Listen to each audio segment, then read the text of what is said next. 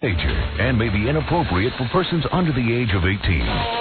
Cover your ears and get ready for the singing Stern family. I've been working on the railroad. The musical mayhem of the Stern family. You've heard the Jackson 5. You've listened to the Carpenters. And now it's the Singing Sterns.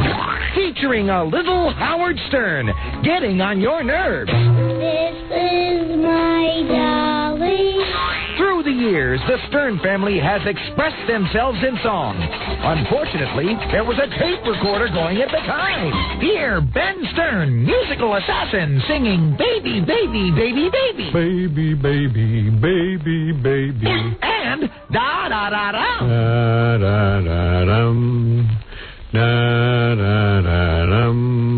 Hear a tone-deaf 6-year-old Howard sing Jelly Beaner. Jelly bean, jelly bean, we sing a jelly bean. You'll also be stuck with this. When Johnny was a little boy, he never said his prayers. Where did Howard get his talent from? His tin-eared mother. Daisy, Daisy. Hear the worst rendition of the alphabet song. A, B, C, D, E, F, G. Call now. After hearing these songs, you'll yearn for Yanni. You'll jump for John Tesh. You'll beg for Boxcar Willie. If you order now, you can get the best of Mark Harris. Dear President Clinton. It's the musical Stern family.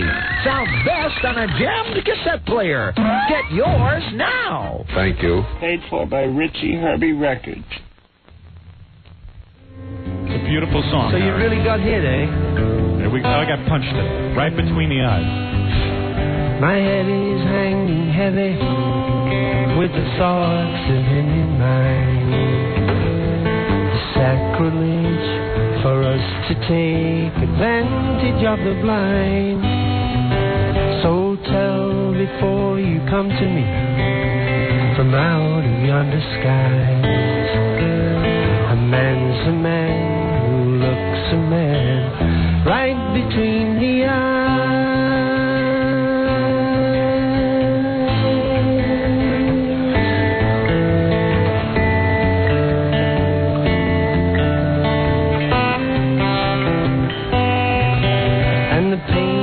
Could bring to him, I don't think he could beat.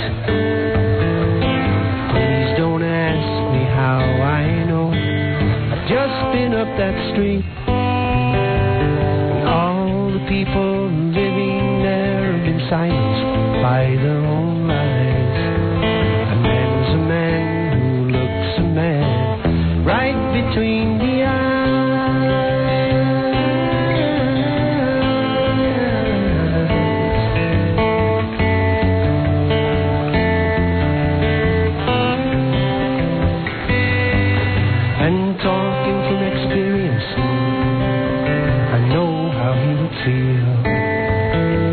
Waking up and finding that his one love wasn't real. But the age of truth will soon appear. Aquarius arrives. A man's a man who looks a man right between the eyes.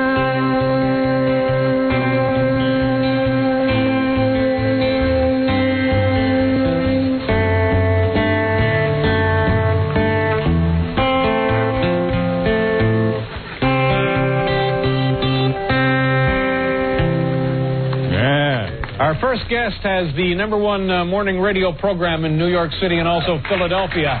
His syndicated television show can be seen every week. Ladies and gentlemen, here he is, the one, the only, the lovely and talented Howard Stern.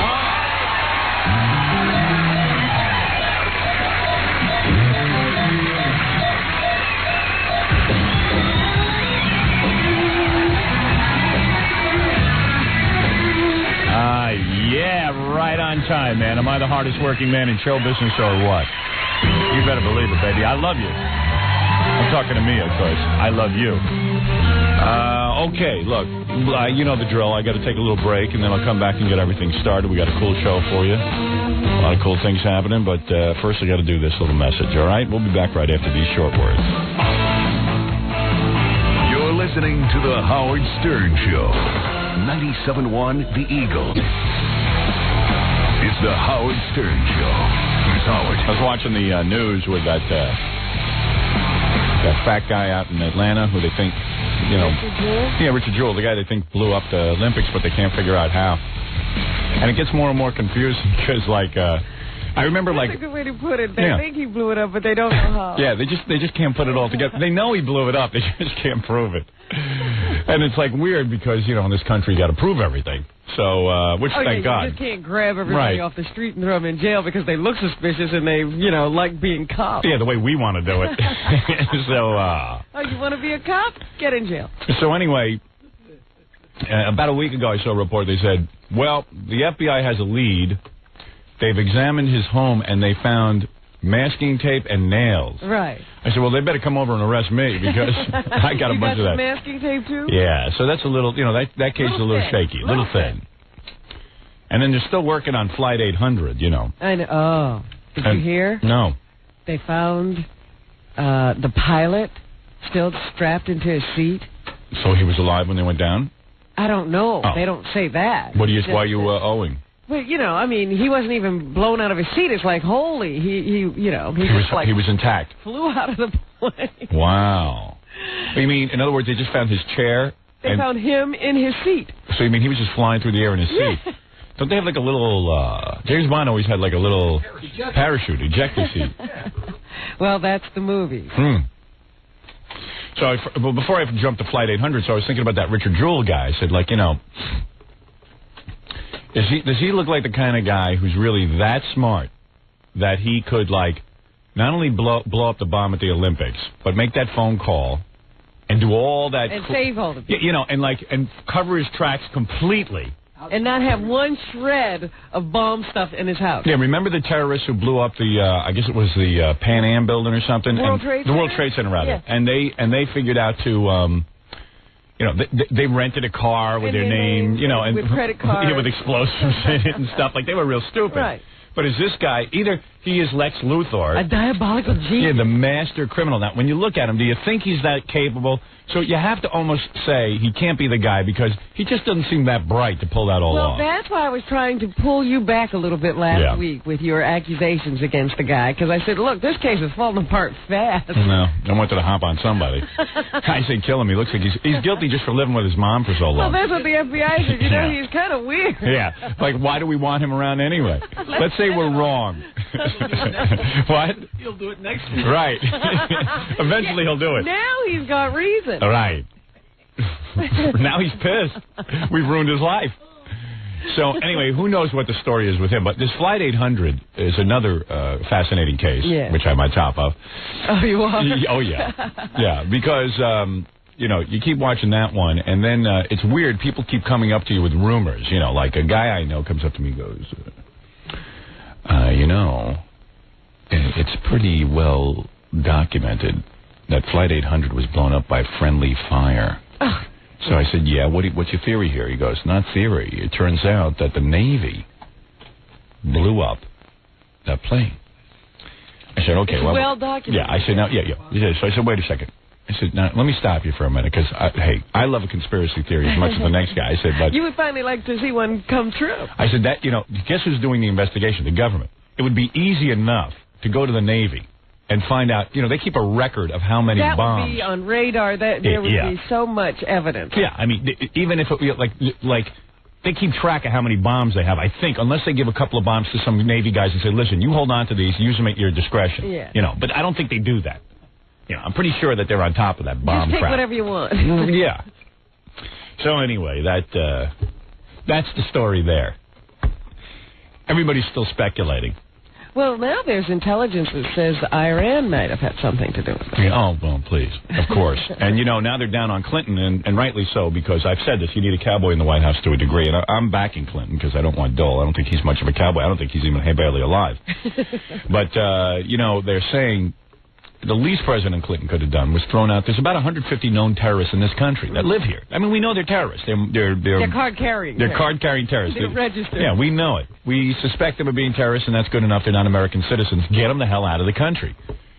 But, of course, no. And, of course, as we discussed last week, what Clinton really should be doing is there's about 5 countries that are terrorist countries, known terrorist countries, who harbor terrorists that have done acts against the United States of America. They're also now saying that I think Iran had a terrorist conference. A huge one. Yeah, a big conference. A huge conference where terrorists were flown in, just like, we have a peace conference, right, and you fly in a bunch of people, or an anti-terrorist conference, and all the world leaders get together. They had a terrorist conference. And, gee, I wonder who the main topic of discussion was. I wonder which country and how to blow it up. So, like, if we knew that, go in and blow up the goddamn terrorist convention. Why would you blow up the meeting? No, that would have been great. That would have been such a cool move. Say, you know what? Boom. Because if Forbes magazine said it. This is not an original idea of mine. If you know there are terrorists and they're harboring terrorists who have done acts against the United States of America, we are at war. We were attacked. It's the same as a government declaring war on you. Declare a war and let's get to it. Let's blow up these countries on a regular basis. Let's say you have exactly 1 hour to give us this terrorist who did this act against us. If not, we're going to start. The bombing is going to proceed. But I still don't understand why we have to wait for somebody to blow us up before we can do anything. Yeah, well, there's rules, I guess, of blowing. The old days you could go over there and do stuff to them. But everyone is so worried about if people are talking about it, blow them up. Yeah. I mean, that's good enough for me. If someone's plotting to kill me, I'm going to hit them before they hit me. Plant pot on them and bust them. Do something. Get about any infraction. The only person we can get is Richard Jewell. Yeah, Richard Jewell. I don't know. I just don't know. You don't look like a terrorist. Yeah. He just looks like a guy who eats a lot and hangs out with his mom. But who knows? And then these guys who come up and tell me it's a conspiracy, Flight 800, and that the Navy blew up the plane. And I said, well, that's one thing the government can check. I mean, they really can't check that quick. And do you think reporters would not be all over that? Well, that's what I said to him. I said, don't you think reporters would know about this? He goes, they don't know about it. I go, let me ask you Why something. wouldn't he call? Yeah, let me ask him, how come you know about it? This guy's a butcher. How come you know, and now I know? But the reporters have no idea this is going on. Every reporter who's looking and poring over every piece of information. He goes, I know. Well, I'm telling you. It's fact. I love guys who think they know something. Yeah, guys who know stuff. And now with all the bombings and stuff, everybody knows something. Victor, you're on the air. Hi. Hey, how's it going? All right, man. Can you turn down your radio, Victor? Yeah, hold on a second. Oh, boy. One of us has been drinking, and I don't think it's me. Saturday night, I couldn't make that claim, but... Oh, boy, here we go again. All right. I was pretty high.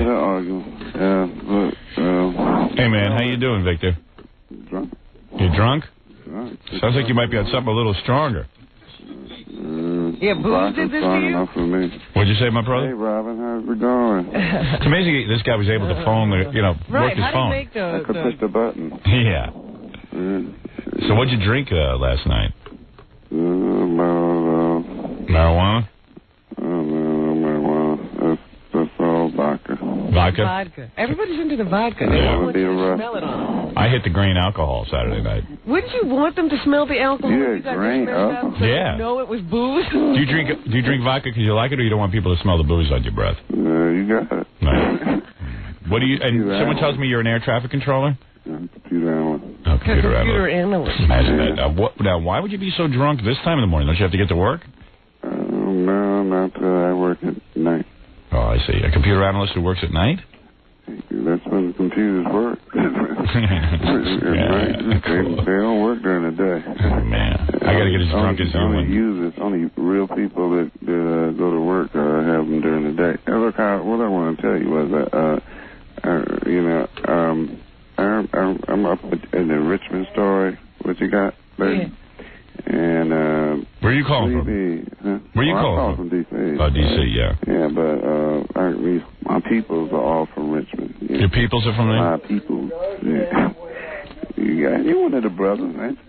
Yeah, I'm a brother. I'm down with that. There's a black man. There's a black man who drinks to forget. Yes. Forget what? To forget that he's black. Forget that his family? No, forget that forget that I'm supposed to sound white. I forget that the white man has been subjugating the black man to 40 million years. When I'm at work, and he's getting work. I have to talk and walk the walk. Yeah, I hear you. You got to play the white man. He's saying that. I understand what the brother He's got saying. black rage?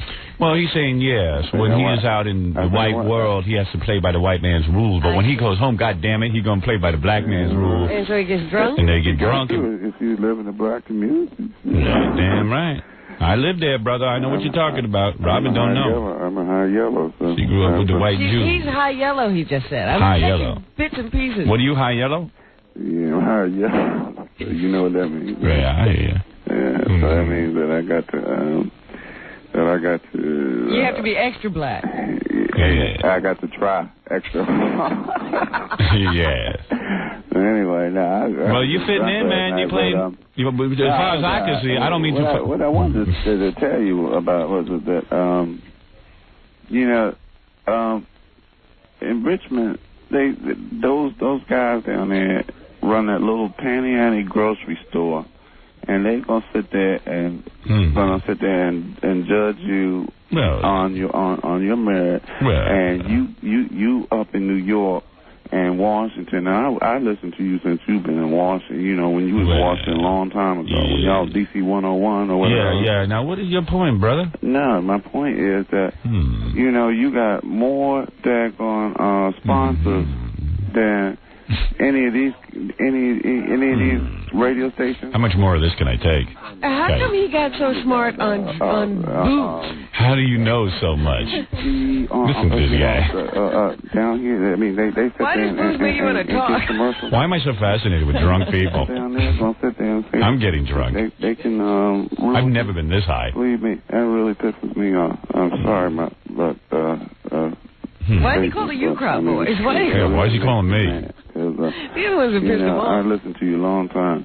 This guy's made no point whatsoever. He kind of sounds like he has something to say, but he really doesn't. Yeah, it sounds like a lot of deep thought with it. Yeah. And you know what? He might have something to say, but the alcohol isn't letting it out. He's definitely impaired. Yeah. I'll get rid of the guy, okay? I think I've had enough of this guy. I'm getting drunk. And he has no idea that we're not... contact drunk I'm getting. He thinks we're listening. Everybody knows that, and everybody's jealous of that. Well, you got a point there, my brother. Yeah. Well, I got to get my white voice on. Get your white voice going. Now, the main thing is, it really is true. Listen, man, you know, the black man has been taught, in certain respects, to bow to the white man. But you have shown me that you are a free thinker. You see what I'm saying? You go for a bull. No, I ain't buying for a bull. Yeah, I tell you. I understand what you're saying. I'll go for a long time. All right, my brother, I got to go. Peace in the Middle East. You work it out, and brother. Robin. Hey. Robin. Yes. You know. You got it going on, girl. Right. Thank you very much. You definitely got it going on. How much vodka would you say you drank? Huh? How much vodka would you say you drank to get into this condition? Oh, I think about, we did probably about a half a gallon. Wow. Half a gallon before 6 o'clock last night. I got it. Do you drink like this all the time? Hell yeah. Oh, yeah. No, usually it's like, every Friday and Saturday. Are you a big man that you can handle? I'm 6'6". 6'6", yes. 6'6". Yes, indeed. 210. 230. Only thing that happens is my ulcer just kicks in every day. Well, what you got to do is use the Maylance when you drink the right. Vodka mixed with May. Yeah, that'll coat the stomach. You understand? Say that again? You need a Maylance chaser. Oh, man. You understand? All right, man. No. Peace. Hey. Right? Easy out, sir. Easy out, my man. All right. All right, refugee. It's a refugee. Yeah, that's a whole nother thing. That's a whole nother black thing going on. Just shout out words. The words with the refugees. That's where we're down with the refugees. All right, so it's a whole thing going on. Man, 6'6" black man full of vodka at 6 a.m. White people, attention, white people, stay home. Stay in your homes. Lock up your daughters. There's a high yellow drunk black man. High yellow, on alert in the Washington, D.C. area. 6'6". Identifies himself as Victor. This man is extremely dangerous. He has consumed a half a gallon of vodka. And his ulcer is acting. Yeah, and his ulcer is acting up. Attention, white people. Attention, white people. He can fool you with his white voice, but I assure you he is black. Thank you. I got to take a break here, Robin. I'll be back right after these words. You're listening to The Howard Stern Show. 97.1 The Eagle. Let's return to The Howard Stern Show. Yeah, abba-dabba-doo, baby. What happened to the Flintstone movie? That was a real bomb, wasn't it? Yeah, what a bad idea. Were they ever talking about making a sequel? I thought it did well at the box office, actually. Yeah. Let me finish up the rest of these phone calls, and then I can get into everything, what I did this weekend. You know what I did this weekend. I worked all weekend. Yeah, you did what you did every week. Yeah, I worked on the movie. I sat in my trailer and banged my head against the wall. I was really irritable this weekend. How did you do? Did all that get done? Let me see. What did I do Friday? I don't even remember. What did I do on Friday? Who did I work with on Friday? Weren't you at the airport or something? Oh, I was at the airport all week. Yeah, right. Yeah. No, that all got done. Good. And I was brilliant. And then I really was. And Sunday I worked with Fred Norris. Yes, that's what I heard. Yeah. Fred was very good.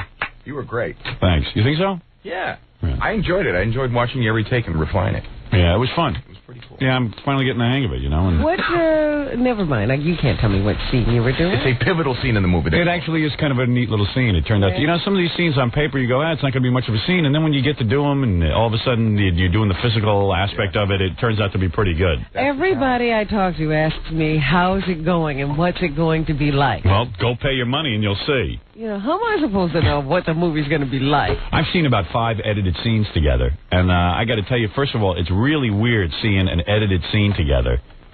Because at first, all you do is stare at yourself. Yeah. And you look at yourself and you go, oh. You know, look at my nose. That's why I'm going for a nose job. I mean, you know, this movie stuff can kill you. Now I see why Sylvester Stallone was went under the blade. You know what I mean? I just understand it. Cher changed her whole face. You can't blame it, because when the camera is that close and, you know, you see every flaw, you want to fix it. You know, I didn't understand that until I got my ass up on that screen. Now it's like I'm going to undergo. Get your ass on the screen. So then I tried to disassociate. The second time I watched this stuff, I disassociated the fact that it was me, and I tried to watch it as a film. Yeah, and it's I think the movie's a home run, but we'll see. Well, see, that's what I keep telling people. The scenes I have seen have been incredibly funny. Yeah, there's a lot of good stuff. There's a funny moment in the scene I'd shot yesterday with me and Fred that I didn't even think. When I read the script, I didn't understand the humor of it because I just didn't see the joke. And then when I was doing it, it occurred to me what the joke was, and it's real funny. I play it real dry, but I know everyone will laugh when I say this to Fred. It's just a real funny, stupid moment. It's a hoot. Yeah, I didn't even get it until I watched the playback. I had to watch the playback because I didn't get the joke, and then I watched it and I went, wow, that's really funny. Yeah, it's amazing how movie humor sometimes is in the picture. Yeah, exactly. Yeah, it was weird. But anyway, so it was kind of interesting, and I got to admit, now I'm at the point, I think we're going to be done shooting August 18th. Yeah. And I actually have about 11 more days of work, which I see light at the end of the tunnel. Thank God. Because I really am at the point where I'm getting a little stir crazy, and I don't sit in the trailer anymore. Now, like over the weekend, I just stayed out with the crew, and because I'm getting a little punchy. Right. You can't stay in that little box forever. No, I get a little punchy. Like if I have somebody to talk to or something, it's fine. But if I don't have anybody to talk to, and then sometimes I don't want to talk to anybody because I'm all messed up. I don't know. It's just like sitting and waiting can make you cuckoo. And even watching movies is getting boring. Well, finally, what I was doing was I was meditating between every scene. Yeah. Well, I went through a week of doing that. You go through weeks of doing different things. Right, because I said, what else is there to do here? I've done everything else. I got so into it, I brought in about 50 candles and was burning candles and incense between every take and meditating, in between every take and really getting into it and playing like Indian music and crap. Right. I was playing tape. Yeah. And I got into that for about a week, and then I said, what am I doing? I'm going to go insane. All day. Yeah. So, it's just like you go through different phases. I'm now in the inebriation state. Yeah, now you're drinking. Yeah, now I'm drinking. Now you're talking my language. Yeah. Oh, man. Finally, a reasonable solution. Saturday night, I went home and got blasted and did my wife. Yeah. Blasted. I'd love to see you blasted. I mean, people. I was gone. Doing I was like, oh. Yeah, right. Right to the moon. My wife goes, what's going on with you? I go, get in the bed and give me sex now. I'm all messed up. Lie down. Yeah, lie down or shut up. No. In fact, I don't masturbate. This is weird. Something happened to me during the movie. I haven't masturbated once during the making of the movie. Really? Yeah. Movies cured your masturbation? It's weird. I lay down. I have no desire to masturbate. And now I go home and have sex with my wife. Well, that's nice. You're getting weird. I'm getting really strange. I don't even know who I'm with anymore. You're almost like an adult person. So, like, I went home Saturday. Drinking. I went home Friday night and Saturday night. I hadn't been home in a while. And I went home Friday and Saturday night, and I think that's also part of it. I don't get home that much, so now when I'm home, like excited I'm excited to see somebody of female persuasion. It's an event to get home. Ooh, I'm going home. So Saturday night, I said, go get one of your little outfits on, because I'm fading fast. I'm going to go get myself drunk. And I said, you want to join me? You can join me. Are you drinking the vodka so the booze will be on your breath? Hell no. I drink a different thing. Wine, beer. I had wine Saturday night. You like the white wine stuff? White wine, yeah. You're not into the red? No. If I get real hard up, I drink perfume. Anything with alcoholic content. And then I had a couple drinks, and then I got in the bedroom, and I said, okay, I'm fading fast, so let's get into it. And then we got into some heavy, can you say, we were both using our mouth at the same time. Never had a problem with performance. And God bless me. Drink that much. I'm going to say something here that might be out of character and might sound like bragging, but I don't brag that much about my sex life. I don't know. I'm really good at sex lately. I mean, you should have heard my wife. My wife was screaming. She got so embarrassed, I had to put the pillow over her mouth because she was yelling so loud. And the housekeeper, it was rough sex. She was screaming. She goes, when did you get so good? I go, I don't know, but you seem to be benefiting. 20 years, it's time, don't you think? She goes, well, where are you getting all these new ideas? I go, listen, I innovate. Depending on who I'm You're with. a creative person. I said, depending on who I'm with, I can innovate. I have, my fingers know how to find a woman's spot. So she goes, well, what women have you been with? I go, you.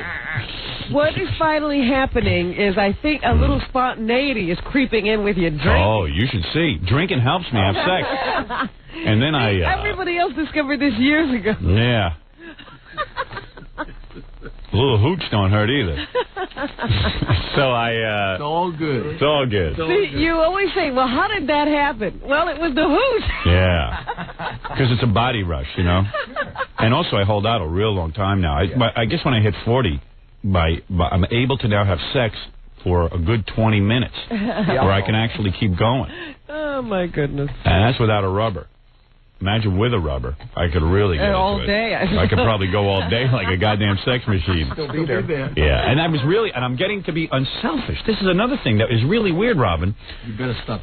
Listen to this. In the middle of both of us doing each other with our mouths, I had the sensation to finish, and I purposely held back. Really? So that I could finish her off. Where are the medals? With because I could have just satisfied myself right then and there. Gone to sleep. And gone to sleep, and I would have been in bed night time. That's what you usually do. Oh yes. I never continue. You heard him. He would say, "Why bother?" Once I fit one rule in the Stern household. Once I finish, it's over. It's over. Man. Don't be waiting for something else to happen, because that's it. I cannot. I'm tired. You're on your own. I got mine. Screw you. Right. I got your money. You know how that goes. All right, let me just finish up these phone calls. Well, let me congratulate you. Thank you. Yeah. And I did that Friday night as well. Friday night I came home and did it. 2 nights in a row? Friday and Saturday. Oh, my goodness. Oh, I was a rocket. Like I said, where are the medals? Like a rocket ship. I did my business. And I was really good because my wife was screaming. I never heard her scream. We should call her. You should hear her scream in bed now. I'm telling you. It's about time you heard that kind of noise. She was like a little lap dog, ready to do whatever I said, screaming, I love you. No fighting? You should have heard it. No, we fought a little. Oh, dear. We fight over dumb crap. To ease that, We fought over, like, the television clicker again. And I'm having my, my office in my house? Yeah. I'm having it fixed up. Again? Yeah. I ripped everything out. Oh, I ripped out my whole office. You know all that stuff I had down there, Jackie, that you love? Yeah. It's all gone. You're kidding. No, I ripped it all out. The floor, my desk, everything's gone. And Why? I rebuilt the whole thing. Why? Because I'm bored. Oh. And I came home and I said, honey, you got to tell these guys. I love them. They're doing a nice work. But I don't see much progress down there. And I'm going to be done shooting August 18th. I don't want any work guys around. I want this office done. So why the hell don't you... I don't know what you do all day. What you do all day is beyond me. But whatever it is you're doing, you should pick up the phone and ask these guys what the timetable is. They assured me they'd be done by the time I'm done with the movie. Oh, I haven't called. I've been busy. I said, what are you busy with? Tell me your day. Her itinerary. She has no itinerary. Oh, come on. There's got to be a schedule there. Now she's telling me she's thinking of going back to work. I said, you know something? I said, you got to have your head examined. You must be a psychopath.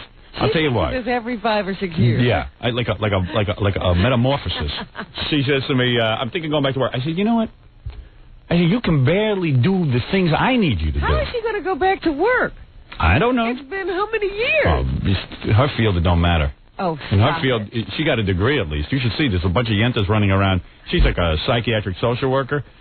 My wife, at least she's got some background from Columbia. They got women running around. I mean, it's been years. Her background is so far back. Nah, it don't matter. You think in that business you can learn something new? I think something must have happened. You know what her business is? Sitting and talking to people. You think you can do that? There's supposed to be some advancement. Yeah. And you know what? There's no way to tell if you're helping them or not, so you're safe.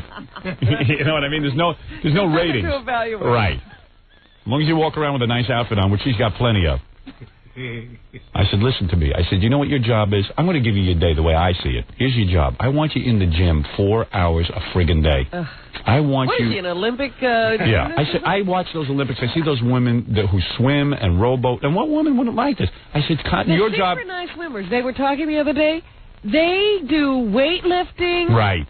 Aerobics. Yeah. And a whole bunch of other stuff. And then spend 8 hours in the pool. My wife, I said to her, listen...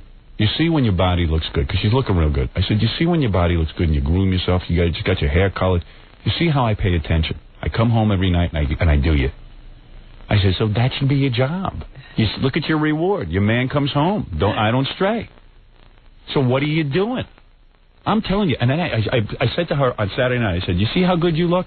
I said, that's what matters to me. I said, you know what I've realized? I've changed as a human being. I'm totally superficial. I used to care. You don't even care what's in her head. I used to care about what's in her head. I couldn't care if you got a goddamn marble for a brain. I want you looking good because I realize that's all I really care about. Because when you look good, I have sex, and I'm really not interested in anything anybody has to say. So you got to look good for me. I'm telling you. The whole time she was giving you brilliant conversation, yeah. You couldn't care. And it's so boring, her brilliant conversation. It really is. I've heard it all. You know what I'm saying? I really am not even interested in her as a person. So flattering. I am so superficial. I just want a hot wife. That's all I want. I want you to look great all times. I want you shopping all the time. I want you working out 24 hours a day. And what does he say? I'll tell you something. My makeup guy on the set, Ken, his wife, she works out 4 hours a day. Well, at least he's a makeup guy. Yeah, and but, he's real that's particular. Obviously, what he's into, looking at people and discovering their flaws. Well, that's what I'm into now. I realize I'm like a makeup guy. I'm a makeup guy. I'm into finding people's flaws. And his wife does a beautiful thing. He's telling me. Goes to the gym. She'll have one meal there. Nice light meal. Do her aerobics and everything. Take another break. Maybe do a swim. And then get into the weight room. Every day. And I'm like, wow. And I saw her body. Perfect. Not an ounce of fat on this woman. God damn it. Beautiful. I'm into that. I'm a superficial man. I don't care what you have on your mind. She doesn't have time for a job, your wife. No. Her job should be to get in shape and then come home and spread her legs for her man. That's what I want. That's what I want. I'm sorry, okay? I'm a superficial piece of garbage. And what does she say? She just thinks I'm insane. Oh, you know what I mean? I don't believe her. You know, I lecture her all day. Then I went through magazines and pulled out what clothes I wanted to buy. I said, yes, right, the sassy. Yeah, and she fights me on it. I go, why would you fight me on it? Most men don't even know what their women should wear. I'm telling you what to wear. Here's what kind of shoes I want you to buy. Here's the kind of clothes I want you to buy. And here's how I want you to coordinate it all. I don't dress like this. That's how I dress my kids. I said, that's what I want you to do. I want you to look like a kid. You got a goddamn good body, show it off. And she goes, well, you know, I have things to talk about. I go, I said, I'm going to be honest with you. I'm going to point blank. You didn't say this to her. I swear to God, you did not say this to her. I swear I did. I swear. You did not say call her now. Call my wife. Call her. I want to hear. Call my wife now. Gary, get my wife on the goddamn phone. Although you're going to wake up the baby. But I swear to you, between you and me, my wife's conversations are all reruns. They're all reruns. I haven't heard an original thought in 6 years. She ran out of original crap. What? Should I call or not call? No. Because, you know, when I call, even though you're in here, yeah. I can tell that sometimes. Well, the baby hasn't been sleeping. There's a whole thing going on. I'll tell you what, can we call her later on this?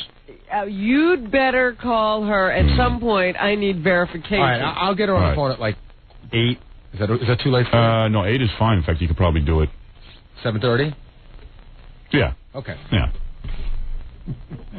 I'll tell you something. Just once, I wish my wife thinks she's so, when I talk about it, I'm a very deep person. I go, no, you're not. Everything you say, I've heard already. I don't think you've come up with one syllable I haven't heard in the last 10 years. One phrase. Yeah, one phrase. She hasn't even learned a new word. And I'm the one who instigates in the bedroom. I'm the one who comes up with all the new sex positions and everything. I'm the one who does everything. Now, come on. So all she's got to do is look good. Wait a minute. Yeah. Now, when she's screaming and wiggling around, nothing new happens? No. Oh. I've felt all that stuff before. In fact, I had to tell her to ease off a little bit.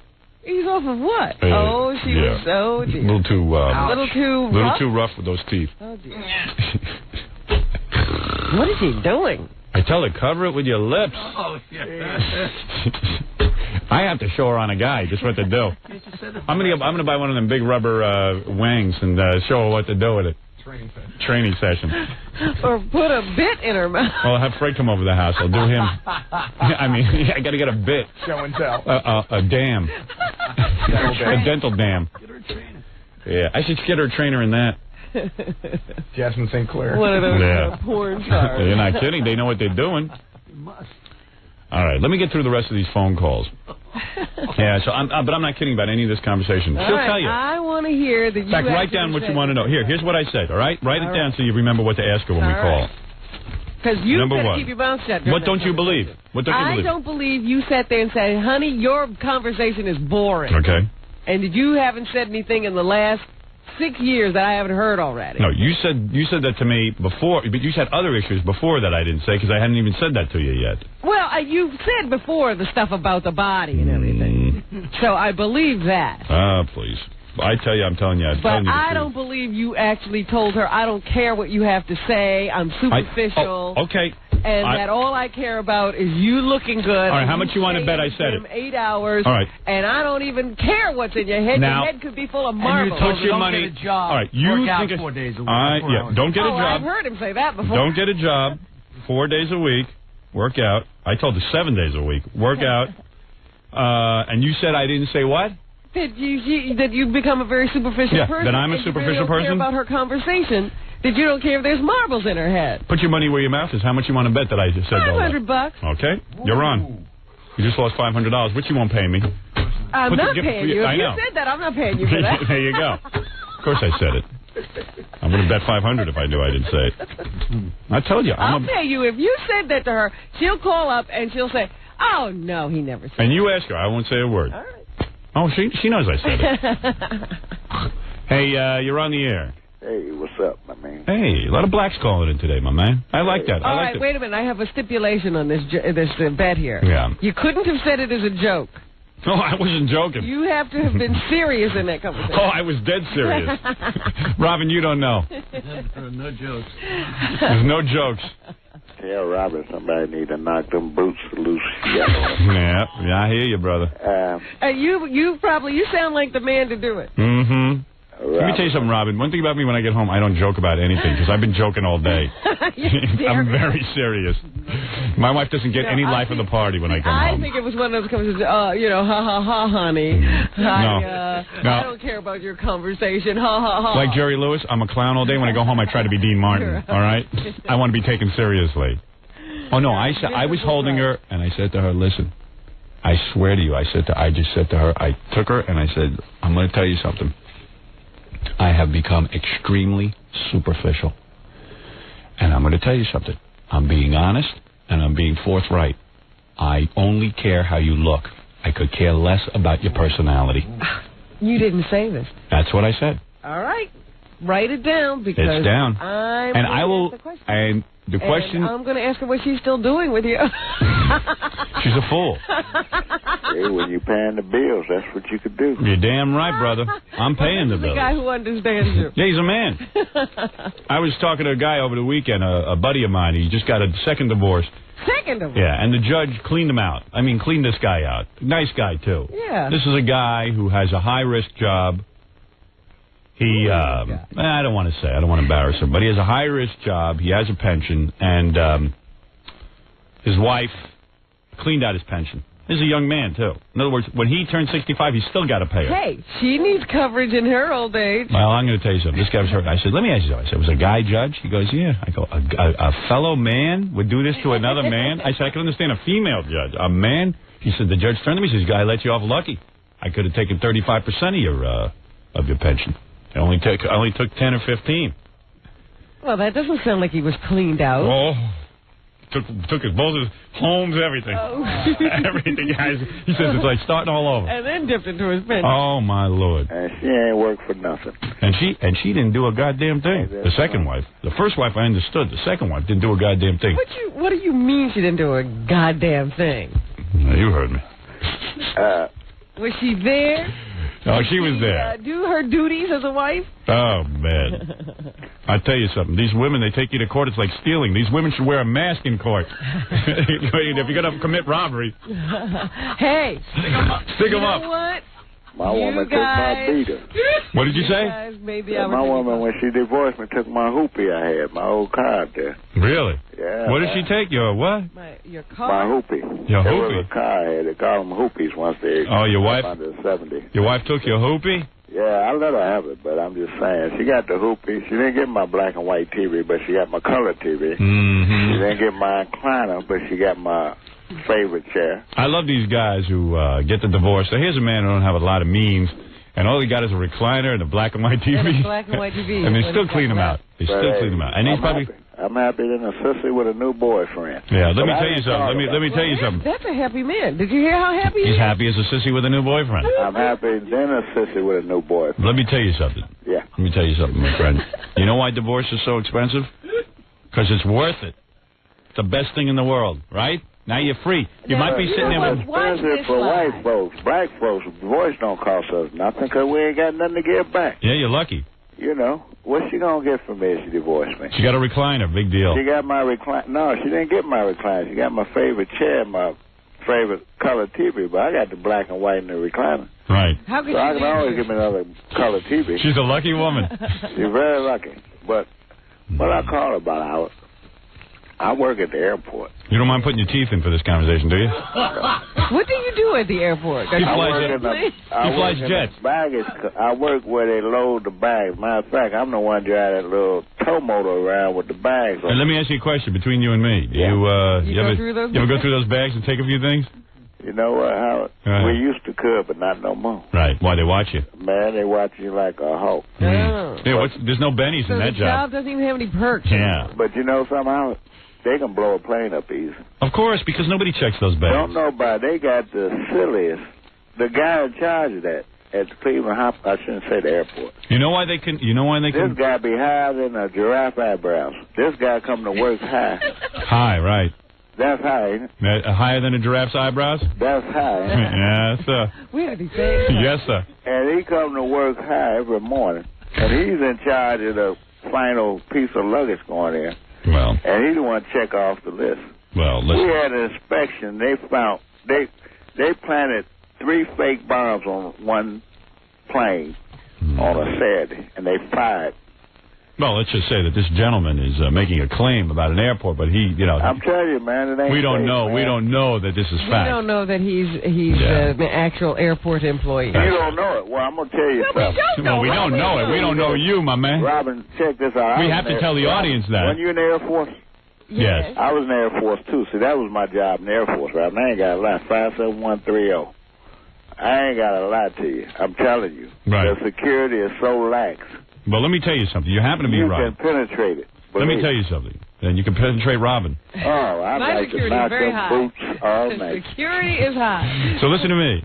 Yeah. You happen to be right, because when you got a guy like this guy on the phone watching the baggage, you know a bomb. Hey, I smoke a joint on my way to work. You smoke a joint. You smoke a joint on the way to work, right? On the way to work, I smoke a joint. I get me a Long Island iced tea. Oh my God! Yeah. I like that, a Long Island iced tea. Well, how else are you supposed to get through the day? A dainty drink. Exactly. I can't get through the day without it. I was just like, you can't get through the day without your beer in that little trailer. Yeah. I can't get through the day And worse. Long Island. Yeah, beer is just being kind. But what I'm saying though is really. Yeah. These Arabs is an all-out war. The United States is stupid. Of course. They got them already here. They own every store in the ghetto. Right. They're buying up all the stamps, and what they do is they give you 50 cents for it. They redeem it with the government for $1. That's right. They busted them here. One guy had one store made $6 million off stamps. Listen to me. Listen to me. One store in the ghetto. Listen to me. These people are stupid. The Jews ain't got it no more. Now the Arabs got it. They got convenience. They got these convenience stores. They got these little mom and pop stores, and they buying up the dairy marts. And now they're getting into videotape. Who want to watch an Arab in a videotape movie?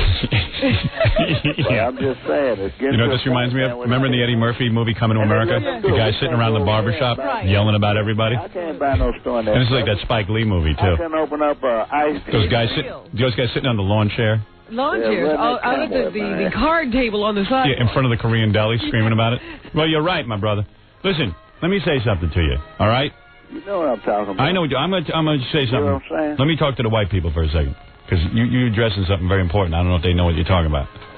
But this gentleman is saying, well, what he is saying is that we are at war with certain Arab nations. We are right now at war.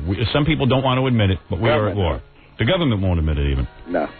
And what has to be done is a series of bombs on some of these terrorist countries. I think this man is also advocating throwing them out of the country. Yeah. First we go after Gaddafi.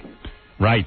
That's where we screwed up first. We screwed up, as my dad pointed out, during the Olympics in Germany when our boys were blown up over there. Oh, excuse me, the Israeli contingent was blown up over there. Yeah.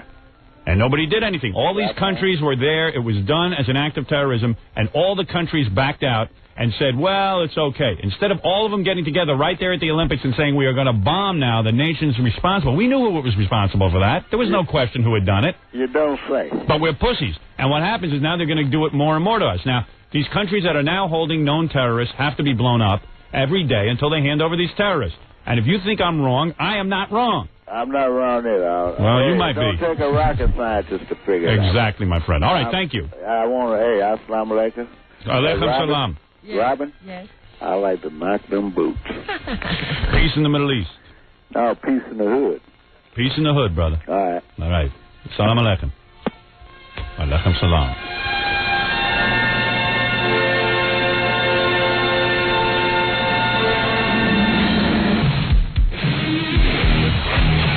To the Howard Stern Show, 97.1 The Eagle. We're back with the Howard Stern Show. Let me just finish off these phone calls, and then I got to call the guy from the Ku Klux Klan, Daniel Carver. I just read an article in the paper about him. But yeah, I'll just. We didn't even get to his message last week. Yeah, and I got tons of stuff, and I got OJ. I got an interview. I didn't get to do that last week, and it's a whole bunch of things going on. This is Phil. Phil, you're on the air, real quick. Yeah, how you doing, Howard? All right. All right, love your show. Thanks, man. I usually agree with you. Right. But I got to say on this one about the kind of talking about just going over there and bombing the hell out of... No, that's not what I said. I said that you have to go over... There are about 5 countries that are known terrorist countries. The government supports and sanctions them being at war with us. What they're doing is... They're doing guerrilla warfare against us. You know they're doing it. In some of the cases, we even know that the terrorists are being harbored in these countries. The government is harboring these terrorists. They're saying, we believe that these terrorists are doing the right thing. And we have asked them to turn over these terrorists. They have not. So, therefore, they are at war with us. And we have to go over. We have to do something. Unless you're a complete pussy and you want to just be stepped on and continue to be blown up, if you want to stop it now, you've got to take a stand. So what do you suggest? I'm suggesting that, for example, I think it's Libya that's holding on. Is it Libya that's holding on to those two guys who did the Klinghoffer deal? Yes. Well, I'm suggesting that we now give them an hour. The president calls up Libya and says, you have an hour to produce these two guys. And they'll say no. We'll say, okay, we will commence the bombing every day. We're going to blow up a different part of your country. We're going to completely obliterate it until you give up these terrorists. And that's how it works. That's not stupid thinking. I'm not the only one who's thinking that. There's been tons of articles about it. Well, let's hear his objection. What could you object to on that? Well, I'm just... What do you want to do, stand here and get blown up? No, not at all. I mean, I'd like to see this terrorism end just... Oh, you would? Well, too bad you weren't on Flight 800. Then you could have been blown up. I still don't know what he's objecting to. No, my objection is that I think there's maybe a different way that it could be done. Okay, what's your plan? What about sending like a crack team in there to undermine them? Would you like to be part of that crack team to undermine them? No, I'm not trained. It's not my field. All right. Well, you know what? None of us are. All the people who are trained don't look like they could fit in. Right. Yeah, we're like, most of us are either like black Americans or white Americans, you know? It's kind of hard. And a couple of Chinese. So, like, you tell me how we're going to get in there. We're not all that smart. The easiest way is to do it from a plane. All that stuff. Remember we were trying to get Castro? Look, yeah. He's still kicking. Yeah. Yeah, but I mean, I think they could have done the same thing in Iraq, too. All right. Well, you keep dreaming, and I'll keep being realistic. We just don't know how to do that stuff. That's only in the movie. Yeah, and, dude, between you and me, if I was some young guy, I'd rather just fly a plane over there than risk my life walking into the country. Well, it'll be a lot easier, but an objection that I also have about it is I think a lot of innocent people... Oh, I see. Well, guess what? A lot of innocent people were blown up on Flight 800. Well, and a lot of innocent people were pushed over the when that guy at the Olympics in Munich. I mean, come on, dude. Does it make it right to do it back? You know what? You should run for office. You're as confused as our politicians. You know, he's one of those bleeding heart liberals who, after we do something, they want to condemn the CIA. Right. Yeah. Well, God bless the CIA and the FBI. Thank God we got somebody. I wouldn't go that far. Well, you don't have to. I'm going that far. I'm telling you, I'm happy to have an FBI and CIA. I don't believe they're against us. I believe they are sitting and gathering intelligence. Over and gets into this country, but yeah. Most of the time they're elsewhere. Yeah. Well, I mean, we got to have people like that. All right. Good. He wants, you know what he's saying? Right. I want them to do it, but I don't want to know about it. Yeah. Just don't let me get my hands dirty. Yeah. Just do it, and do it surreptitiously. Like sneak some guys into the country and don't let me know what's going on. And tell me 20 years later. Yeah. So I can feel real bad. Yeah. Anytime you doubt what I'm saying, pretend you were on Flight 800. Tom, real quick, go ahead. Yeah, man, I'm in Phoenix here. We're wondering, you're up here #1. We don't hear nothing in the newspaper or nothing. Nobody writes? Nothing, man. I've been going through the newspaper and I don't see nothing. Well, of course not. The newspaper competes with me for advertising dollars. They don't want to announce that I'm #1 because all the advertisers would come over here from the newspaper. I have more listeners than they have readers. But how do they expect you? How do they expect you to get damn people listening to you? I don't care. People will listen to me anyway. Yeah, it's really not their job to make people listen. I've been listening to you since you came into Pennsylvania, and I moved out here, man. I've been turning all kinds of people on. Good. Well, that's what we need to do because I got news for you. The media is no friend of mine. They're only going to write bad stuff. Right. Yeah, they only write when my ratings are gone. Sure. Well, if you got screwed up out here, when you did something with another station out here, they got real upset. They were like always leaving, but then you got on the other station. That's right. I forget what it was like, but you know what I'm talking about. Thank you. And I turn on everybody on the WOR videos. I got them. I taped them. I hope you ain't mad, man. But I'm my friend. Chris, you're on the air. Chris is a reporter from Richmond. Good morning, Howard. Richmond. The story is still going in Richmond. Oh yeah, we were thrown off the air in Richmond. Well, in Phoenix, they're not getting the press. Here, you're getting more press than when you came here, Howard. I know. What's going on now? Well, the weekend they had the newly formed group, the Citizens for the Return of Stern, went to Ucrop's parking lots and the biggest shopping center parking lots in the area. Good. Distributing flyers, thousands and thousands of flyers and petitions, and trying to drum up support to either bring you back in the old station or try to get another station. They're also gathering advertisers who did advertise on your show, just to kind of making a list and giving them to the other stations to see, main your support. I've been contacted by a radio station there that actually wants to hire us. Can you say what station that is? No, I cannot. 30 days, though, I'm allowed to be on another radio station. Do you think it's a good possibility? I don't know. I mean, who knows? Who knows with these kind of things? But I certainly want to get back on the air. You would not discourage those people to end their... Right. whatever action they're taking. I like that people are taking action. I think it's good. I think it's healthy because, quite frankly, I don't think the U-Crop boys should be running Richmond. Right, and all the pressure helps. You know, it's funny. I'm reading the paper today. They're talking about the Republican conventions coming up, and, you know, one of the big issues they're fighting over is this abortion plank, which is so solely stupid. They shouldn't even be involved in abortion. Now, you know, the funny thing is about that all the Bob Dole people are asking is that we add a little tolerance. To the language. To the language. Yeah. Well, first of all, they did a poll. They said 56% of the Republicans are for abortion. Yeah. For it. Only 13% are really strongly against abortion. 13%. And what is happening in Richmond is that there's probably 5% of old biddies and U-Crops and who have this whole... I'm sure if I examine their past, I could find things that are of non-religious bent. They sell cigarettes, don't they, at U-Crop? I believe they do. Yeah, doesn't that... They don't sell beer, though. Oh, I see. But cigarettes don't promote cancer. Well, whatever they're doing, I don't sit and investigate, but I would imagine since they're so busy investigating me, they're just using me as a publicity arm and publicity tool. When it turns out that the majority of the people in Richmond want to hear me, who cares? I got to go. I can't talk about it anymore. I'm now sounding like a preacher. Thank you. You do make an interesting What was point. funny, Howard, when... I know I make interesting points. I make the same goddamn point every day. It does me no good till I turn blue in the face. What was funny, out of the U-Crops parking lots, there are thousands of flyers on these cars. These old ladies would come up, look at the flyer, see Howard Stern, and grab their chest. Yeah, well, so they believe me. They need to get their chest grabbed. Probably nobody's touched those crabby old little fly cakes on their chests in years. Fly cakes? Yeah. What's a fly cake, Robin? I don't know. I wish I could curse on this show. That's a good one. Yeah, thank you, Arnold. All right, I got to go, Chris. All right, thanks, Howard. Take care. Robin. Right. Bye. Chris looking for an update. I have no update. He knows more about it than I do. And finally, this is the last phone call. Bill, you're on the air. Hey, Howard. Assuming things could possibly get terribly worse in the United States of terrorism, we're going to end up like Beirut if we don't do something quick. I swear to you. Do you think we should bomb them? Do you think we should nuke them? One of those we will never be Beirut. We should atomic bomb Libya. Should we send that final message? Yes. I mean, if it got worse. Yes. How much worse would it have to get? Not much worse. No. If you take the evasive action that you're talking about now, you won't have to. I know. That's serious. Drop a nuke on anybody. I would love if they did, though. That would be so great. You would like that. It's been a long time since we tested one of those on real people. We got to see how they work. Boy, those Japanese, they went up, didn't they, man? They went up like... You know what? I have sometimes had the feeling that, like this stuff has sat around so long, it's like it's shelf life. That's what I'm saying. I think we got to use it.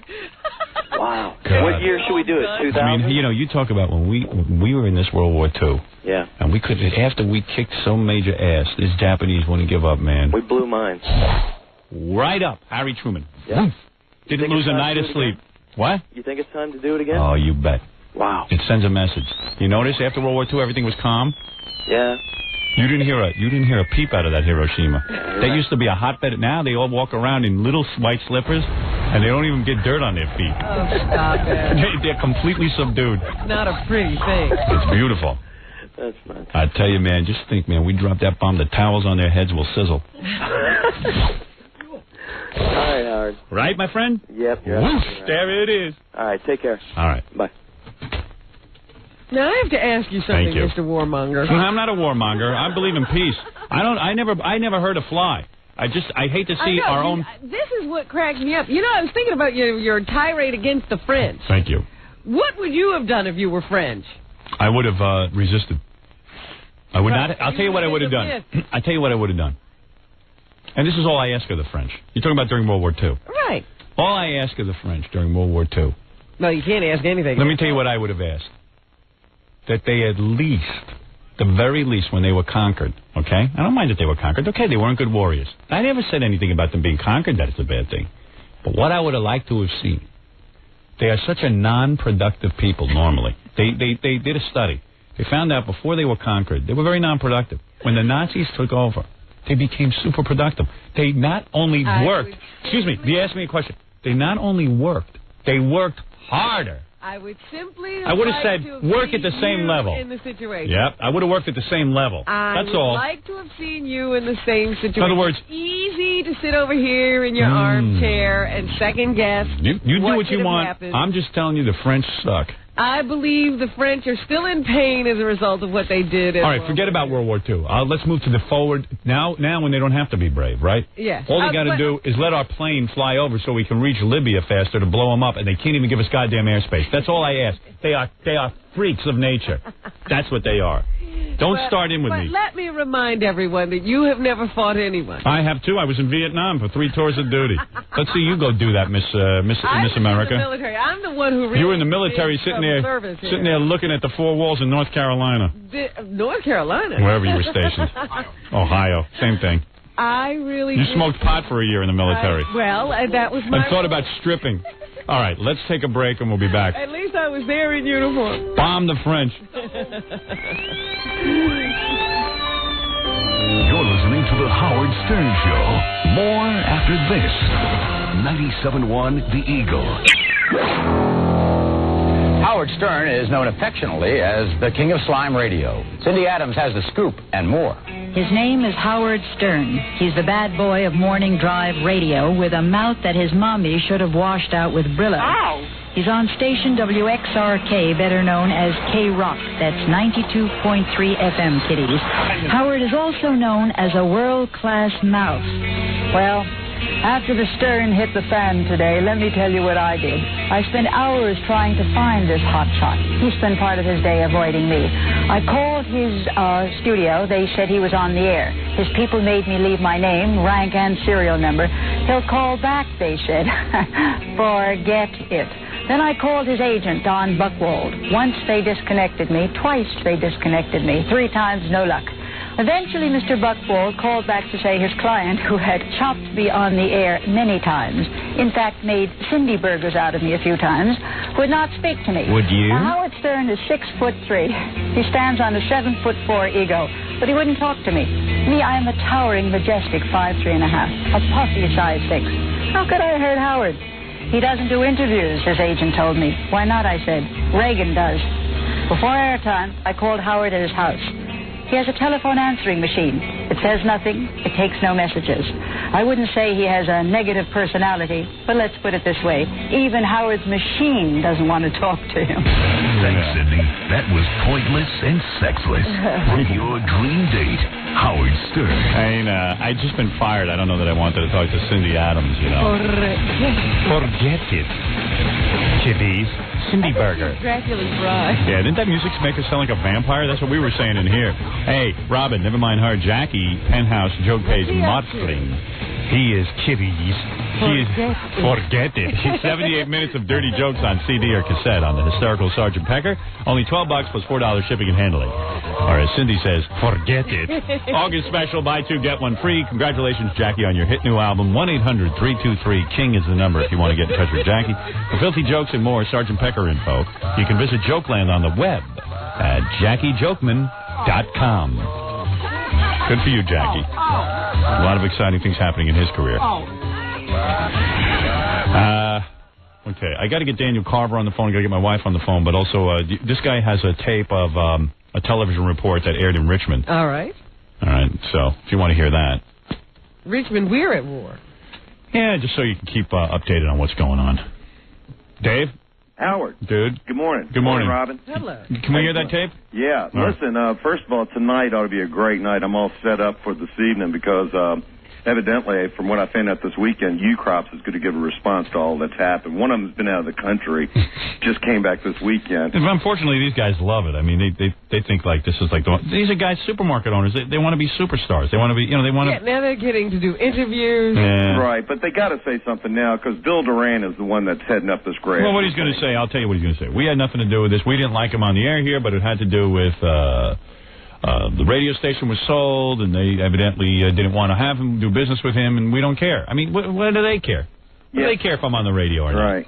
Oh, when you talked to Chris, I believe you talked to Chris. And now they're going to go around and all the church groups and stuff screaming about how they got rid of Howard Stern. This is a big ego thing for them. It's a big ego thing. But they didn't get rid of me. I mean, maybe they did. I don't know. Ironically, some of the U-Crop stores have pharmacies, which entails birth control pills, too, which is kind of redundant, I think, in a way that they do that. I just want to say that to all the radio stations around the country who somehow think like I didn't have ratings or couldn't get advertising dollars, you're checking all my small markets. You know, Richmond's a small market. You're checking all my small markets, what's going on, what we're generating business-wise and ratings-wise. Go to York, Pennsylvania. Right. Take a look in those markets. Take a look at the Grand Strand. What is that?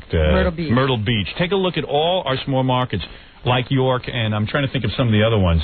Austin. Yeah, there's a whole string of... Austin's not even so small. I'm talking about the small ones where they're supposedly conservative, where you're generating huge amounts of money and huge amounts of ratings. How's Norfolk doing? That's what we can pick up occasionally. Doing great. I mean, we're doing great everywhere. You know what I did? I spent a whole half hour last week sitting and reading my ratings from each market. I sat there. I talked about all the other syndicated shows. I showed you how Imus doesn't even have a 1.9. I have a 16.6 with men 25 to 54. That fat jackass, friggin' scumbag, rat bastard, jap bastard has a 1.9. A 1.9. Rat jap bastard. I could barely pick it up a little while ago. I said I could barely pick it up a little while ago that you were talking to Chris about possibly coming back to Richmond. Yes. That's great. Thank you. All right, is he going to play us this report? Yeah, play me the report before you get me all jazzed up. Okay. Hang up on you. I had to go through market for market what I'm doing in the ratings to sit here and show you the huge... I mean, here in New York, for God's sakes, where Imus has been here 25,000 years. If he's going to have a following, he would have it here. He doesn't even have a following. Sometimes they go to him and go, well, why don't we'll syndicate you instead of Howard because you're not as controversial. Of course he's not controversial. And, of course, he gets no ratings. Hasn't gotten a rating point anywhere. Can you imagine? He goes around screaming, he's the guy who's number 2 to Howard Stern, and he has all the upscale listeners. So we went to the category that's considered upscale. 25 to 54. I got a 16.9. He's got a 1.9. He's not even number 20 next to me. Is that? Come on. Like this tape, what you're going to hear is... If Imus's microphone wasn't plugged in, no one would know for weeks.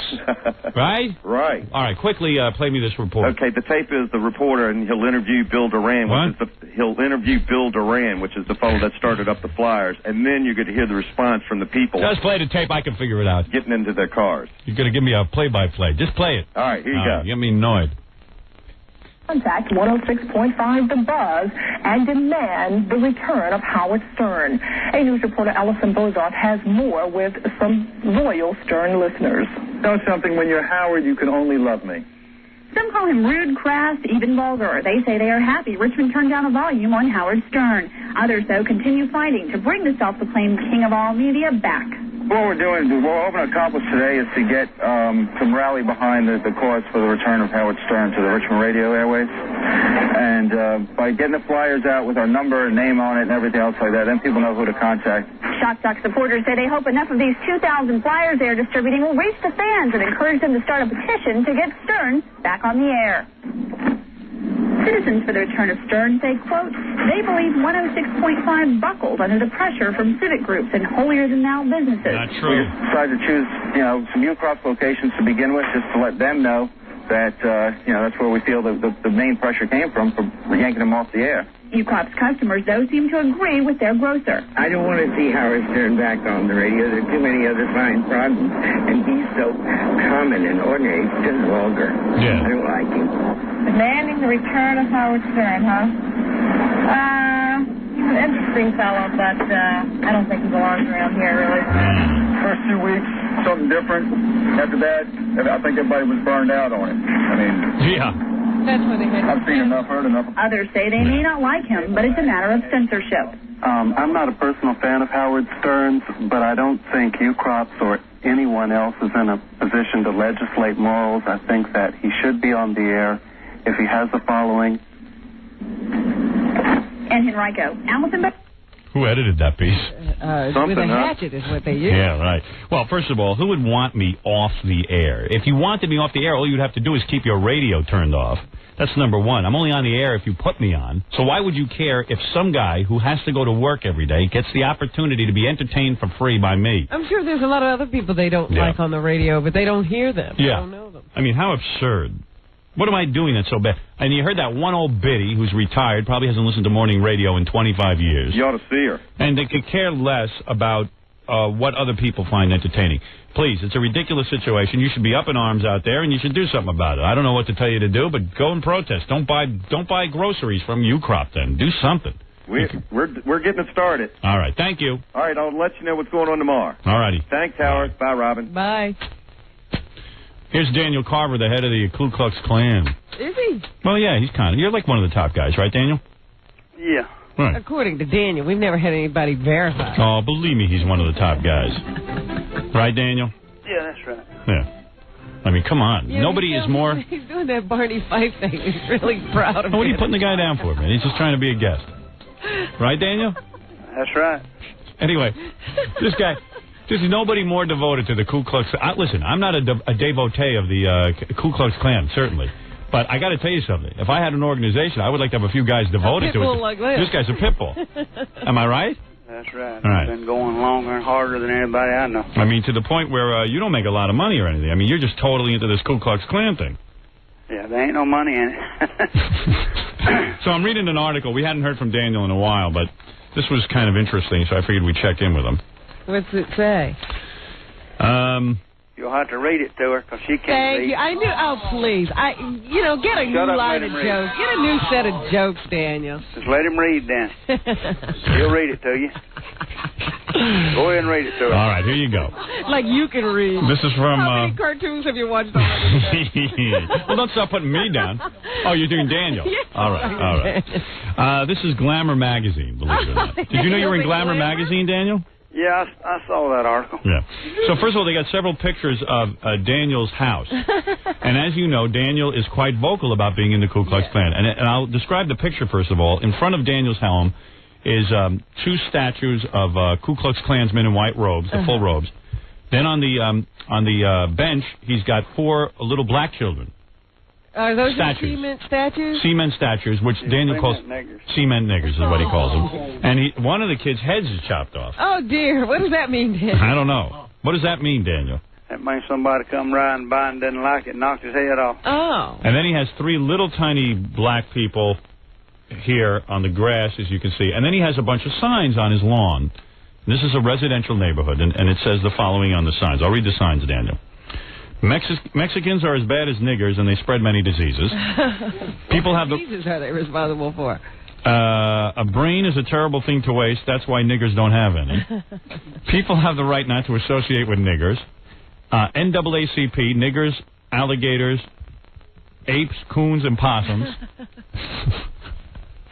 And then don't laugh, white man. This smelly, raggy-lipped nigger will get a choice job, college scholarship, or emergency health care. So they're rather inflammatory signs. But as you know, in our country, you're allowed to put signs in front of your house. You are. Are they? Yeah. Are you? Yeah, it's freedom of speech. Am I correct? Yeah, you have to read that to her, too.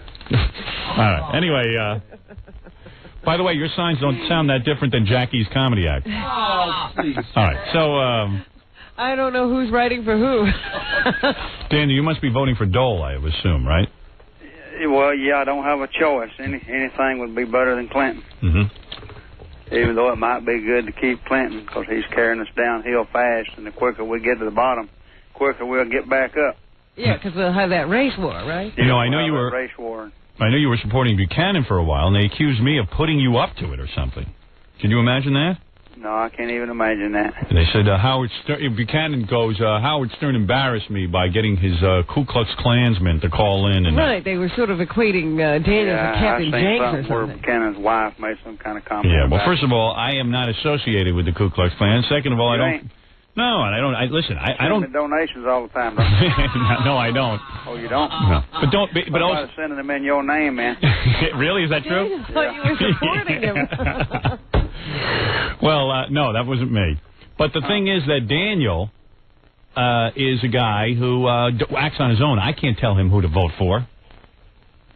You two never discuss strategy. Right. So anyway, here's the point of the article.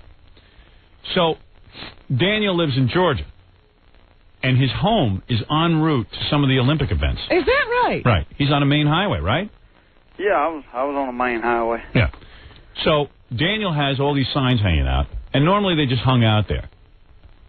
But now with the Olympics coming, they had to do something quick because the city would be embarrassed by Daniel's signs. So they asked him to put the signs away. You know, they asked him, he wouldn't do it, right? He said no. So people actually came to his house and said, "Would you please turn your signs around or move them or something?" Yeah, is that what happened?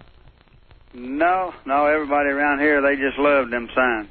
Oh, the people loved them. The politicians, they grumbled a little bit and tried to force me to take them down, and when they seen that they couldn't force me to take them down, then they went to begging me to take them down. You know, they carried me out to cafes and fed me, and So people did actually visit you and talk to you about it? Do what? So people actually came out and visited you and stuff and actually, like, tried to work you to take the signs down? Yeah. Yeah, and they took you out to eat and everything, right? Yeah. Like, who came to take you out to eat? Like, politicians and junk? Yeah. Wow. And what'd they say? Huh? What'd they say to you? They just begged me to take them down. And, like, would this go on for hours while you ate? Well, not hours, but an hour. An hour, and then what would you say? Like, no, just give me some more blueberry pie? I'd always say no. But see, I moved. I don't live here no more. Well, what happened, though? Like all I know is they somehow got him around the Olympics to take down all these signs. Yeah. How did that happen? Well, they just... I was building a new house anyway, and that's just when I got through with it, and I moved in it. I still own the one that's in Glamour magazine, but I've got it rented out, and you can't hardly rent a house with signs like that in the front yard. So you had to take them down. People are scared of these niggers. I mean, they'll kill you. You can verify that through the Indiana National Guard. Call up the Indiana National Guard and ask them how they like Atlanta. I mean, they had to leave a couple of their guardsmen there. Some nigger jumped out the bushes and killed one of them, shot another, for no reason, no motive at all. Now, did you rent your home to white people or to black people? Yeah, no, white people. I don't rent the niggers. I see. What happened if a black man came to see the house? He would have just... It wouldn't be available. They probably wouldn't get out. It wouldn't be available. I see. They couldn't get out. I bet you there's some black guys. Niggers and you find real black people. I bet you there's some black guys you like, though. You know, there's got to be a couple of black guys you like. Yeah, they stayed in Africa. Oh, I see. Hey, wait, there's a guy on the phone. He's all angry. He's an ex-Black Panther. He wants to yell at you. Hold on. No. Well, Daniel will talk. There ain't no such thing as Black Panther. Hold on. They died. Is this Abdul? Yes, it is. Abdul, you say that, what do you want to say to Daniel? I want to tell Daniel he ain't nothing but a white boy hiding behind a sheet. Why don't you lower your radio? We can't hear you. I want to tell him he ain't nothing but a white boy hiding behind a sheet. And it is to come Yeah, down tell that a week, nigger I'm hid real good with all them signs in my yard. That white boy ain't been on every TV program they are. I'm really hid. The Crips can take them boys over. Klans, don't nobody fear no Klans. Well, he says that he's not hiding behind a sheet, that he actually has signs in front of his house pointing out where he lives. Yeah, tell him, the signs is out there in the country. Tell him to come close to the city with them signs. No, I'm right on the main highway. We'll take that sign and stick it up his butt. Well, he's right I was right on the main highway. Plus that, I've been on every TV talk show there is. Daniel, you ain't nothing but a chump, man. You're a sissy. Well, what can I say? Yeah, but I'm white. You a nigger. You can't Your mammy a nigger. Your mama was a nigger, and I know because I had her. I know it. And your sister loved niggers. Yeah, okay. Yeah, well, that's right. I guess you two just disagree. And Daniel, if I ever see you in the street, I'm going to knock you out, man. Violence. I'm going to knock you out. Violence. Ain't violence. You nigger. Your mammy a nigger, punk. Tell the world what you do, nigger. I'll tell your mammy what she'll do. She's Go ahead and tell everybody what niggers will do. Yeah, well, Daniel, I'll tell you what. If you ever call me a nigger, I'm going to knock you straight out. You is a nigger. Yeah, your mammy a nigger. Right. Why would I call you anything else? A rose because you by know any what, other name is still a rose. You know what? By any other name. You was one of them what they call poor white trash boys who can't get nothing. You dumb. You uneducated. You probably dropped out in the 3rd grade and you probably sleep with dogs. You know, I figured you guys would get into your mama jokes about 2 seconds in, and I was right. I had a bet going. Right. Yeah. That's all a nigger knows. Well, Daniel, you seem to be pretty good at it, too. I tell you what, I like to put a white sheet on you and send you into one of them crack houses. Why would you want to do that? They had that boy for dinner. I see. Yeah, we got that man Cracker beating you upside the head, so shut up, nigger. Yeah, I tell you what. You ever see this nigga? If I ever see you, Danny, I got a award out for you right now. Dead or alive. You don't know it. Now, you say, Abdul, if you ever come off that farm, your pride going to be picked clean, boy. So, Abdul, you're saying you were a Black Panther, huh? I was with the Black Panthers back in 1968. Here all Black Panthers we're getting the Panthers back up again. From what I read about the Panthers, all they ever done is kill police. Yeah, and we would have killed you if we would have found you. I know it. with a put out. I got a 9mm. I like to stick it straight up and empty it. You don't want to mess with me, boy. No, I know it. You don't want to meet me in the alley. You don't even want to meet me on the street. That's why you should be in a cage. You better keep them signs. You better stay hidden.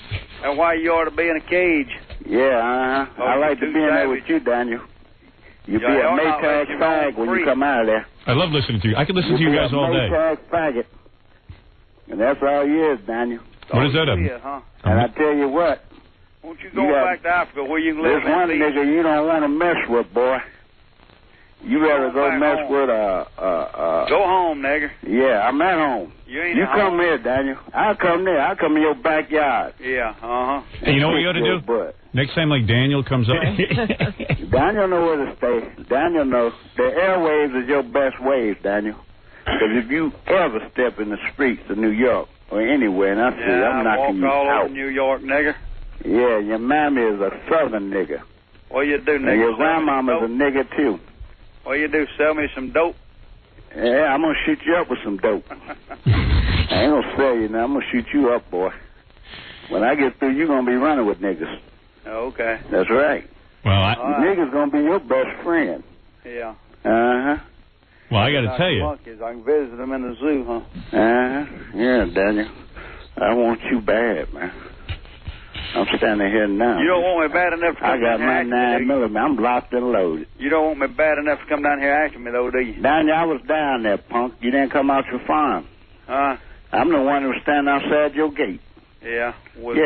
With signs in the papers and magazines. I'm the nigga all black with a black ham, a black boot. Show you the way. Standing outside your gate, Daniel. You ought to brought a white man. Daniel, you don't shake no leaves on this tree. This ain't 1950. This is 1996. And I tell you what, brothers is loaded, and we ready. So anytime one of you punk Klansmen want to come down in the hood and talk this silly mess, I tell you what, when them shells get through coming at you, you going to run past that little farmhouse you got out there. Just going to get me. You better go sleep with your sheep and leave me alone. Get me, going to get all white people. You better go sleep with your sheep. That's what you better do. You better off sleeping with a sheep, Daniel. Well, there's nothing better than listening to two guys argue. Yeah, let him go poke needle in his arm. A punk-ass hillbilly, redneck. Go poke a needle in your arm, nigger. You redneck dog. You bring your butt on off that farm and talk that crap. Abdul, what do you do for a living? You seem like a pretty bright guy. Drugs? Yeah, Daniel. I sell them right to your mama. You don't sell drugs? No, I don't sell drugs. On the corner. I don't sell What do you drugs. do? Daniel, I got more sense than one toe that you got in your whole brain, boy. Abdul, what do you do? Right now, I train. Well, I don't train, but more or less, I'm a community leader. Yeah, Yeah. You're a welfare. And I deal with the young blacks, and I let them know there's white boys out here who ain't got a chance to get them. They're just as smart as they is. See, Daniel is ignorant. Right. Daniel is the kind of white boy that you got out there. Ain't got no education, ain't got no job, and he blaming it on us. I see. Well, it ain't about us, Daniel. That's all right. We can deal with what we got to deal with. You'll starve to death. See what it was when you was little. Your mama told you about niggas, and your daddy told you about niggas. You starved to death. Well, let's agree that. Scared of us, Daniel. Let's agree that. 5 years they're gonna put out scared of us, Daniel. Let's agree that you two disagree. I want to meet Daniel. No, you don't. In front of your business house. When would you like to do that? And I'll stomp the living daylights out of him. That's illegal, nigger. Yeah, it'll be illegal. This one nigga you don't want to. Daniel, you know what? That's the only word you know, but... What about I put you two in a movie? Yeah, let's get your movie out. Let us be the end of the movie. That's a good ending to the movie. That'll be a good ending. You were wondering how to end. I was looking for an end to the movie. I just get you two guys. It'd be a good ending. We'll call the movie Armageddon. Let you two guys kick each other's ass. I'm 260 pounds. I'm in shape. Are you? Weights every day. Yeah, well, Daniel's a pretty tough guy himself. So, Daniel. I don't know. No, I ain't tough. And I beat you, your mama, your brother, your daddy, your uncle, your nephew. I'll run through your family. And when I get through... Would you guys be nude in the movie and battle to the death? I'll knock him out with this. Two nude gladiators. With your Woody? I'll knock him out with my Woody. You You don't want me, Daniel. I don't want you. No, you don't want no prize from me. This one nigga you don't mess with. All right. Well, if it wasn't for the smell, I could whoop you. And I tell you what, Daniel, after I get through, you'll be my hoe. You would make him your bitch? With your back hand in my back pocket. And I'll trade you off for a pack of cigarettes until I get ready. You're saying that you would whoop Daniel so bad that you would make him your girlfriend? Hey, when I get through with him, he'll be a Maytag fag.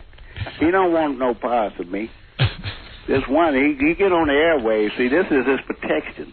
Well, one thing about Daniel is Daniel does go everywhere. No store with blacks. Daniel is a coward. I'd hate to tell you this, but I know that Daniel walks the streets of New York. He does.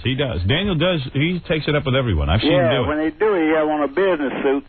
Well, nobody's walking around. One thing about Daniel, he doesn't hide his beliefs. Daniel, I would believe me. Yeah. This is a white boy who's scared of blacks. He's been scared all his life. Right. I don't know if one kicked the shit out when he was young or what. All right, I got to go. Let me talk to Daniel. I'm going to see you, man. I got a contract out on you. No sense, no how. You better watch your back. Always I'm going to get OJ. I'm going to recruit OJ to go and get your wife. That's what I do. I know how to get to you. OJ can bump your wife off. Okay. She probably a hillbilly. Okay, yesterday you was hollering he wasn't guilty. What? What? What you say, Daniel? OJ didn't do it. He didn't. He didn't. Now he did. Okay. You dumb nigger. Hang up on him, Howard. You remind me of dumb nigger. All right, you two. Hold on. So, Daniel, you're saying that you had your racist signs on the front lawn, but you did take them down because you were trying to rent the place. Right. You didn't take them. I moved out of this town. I moved up in the mountains on the farm. You didn't take your signs down because of the pressure. No. That's what you're saying. All right. That's what I was trying to get to the bottom of. Well, is that what they say in the article? That he was pressured into taking his signs down? Well, it just indicates that the signs were now taken down, so I was wondering what the hell happened. It says, You thought Daniel had a change of heart? See, Linda Carver had first erected the signs about 5 years ago, and that over the years, residents did in fact complain, calling and writing to community leaders, demanding that Carver remove his display. He refused even after county officials met to propose an ordinance that would restrict property owners' rights to post signs. In fact, because they wanted to restrict a property owner from hanging signs, Daniel came to the meeting at which Daniel protested in full Klan regalia. Really? You wore your white uniform. I wasn't hid, was I? No. Never have hid. Wear that suit everywhere I go. You like that suit? I like that suit. I love that suit. You look good in that suit. That's right. Look good in that suit. Matches your eyes. Yeah. All right. Matches my skin. White. You're pink, Daniel. That's not you're not white. We've seen you. You're not that white, Daniel. I'm about as white as you can get. Boy, that black guy was coming down pretty tough on you, man.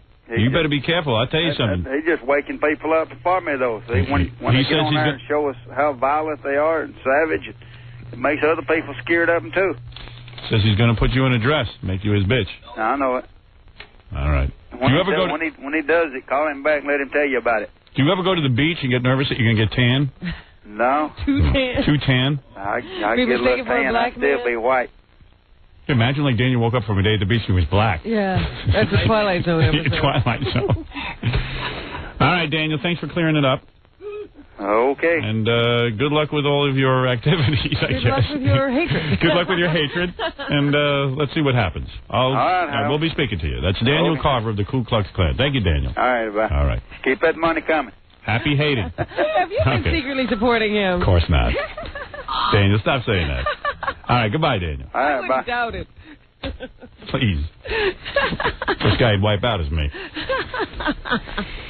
So, do you think people are really sending him contributions? Yeah, that's cruel. That is really weird. Well, anyway, there you have it. It's always good to hear a good fight on a Monday morning. I love it. I could actually... Can we take that off and replay it? If I didn't have to sit and worry about what other people want to hear, I would let that go all morning. But we could replay it. Yeah, over and over. Funny. I could put it to music. Put it on the soundtrack to my movie. I would like to put out a tape of them nude wrestling, those two guys. Counterpoint. Point, counterpointless. Your mama. Your mama. 2 seconds in, your mama. Oh, yeah? Well, that's why your mama should go back to Africa. No, your mama should go to Africa. I had your mama. I'm going to get done with you. You're going to be in a dress. I got to take a break. We'll be back right after this. The Howard Stern Show. Don't go away. 97.1 The Eagle. You're listening to I love rock and roll, man. Listen to how this thing cranks. Howard Stern. Come on, crank. Yeah.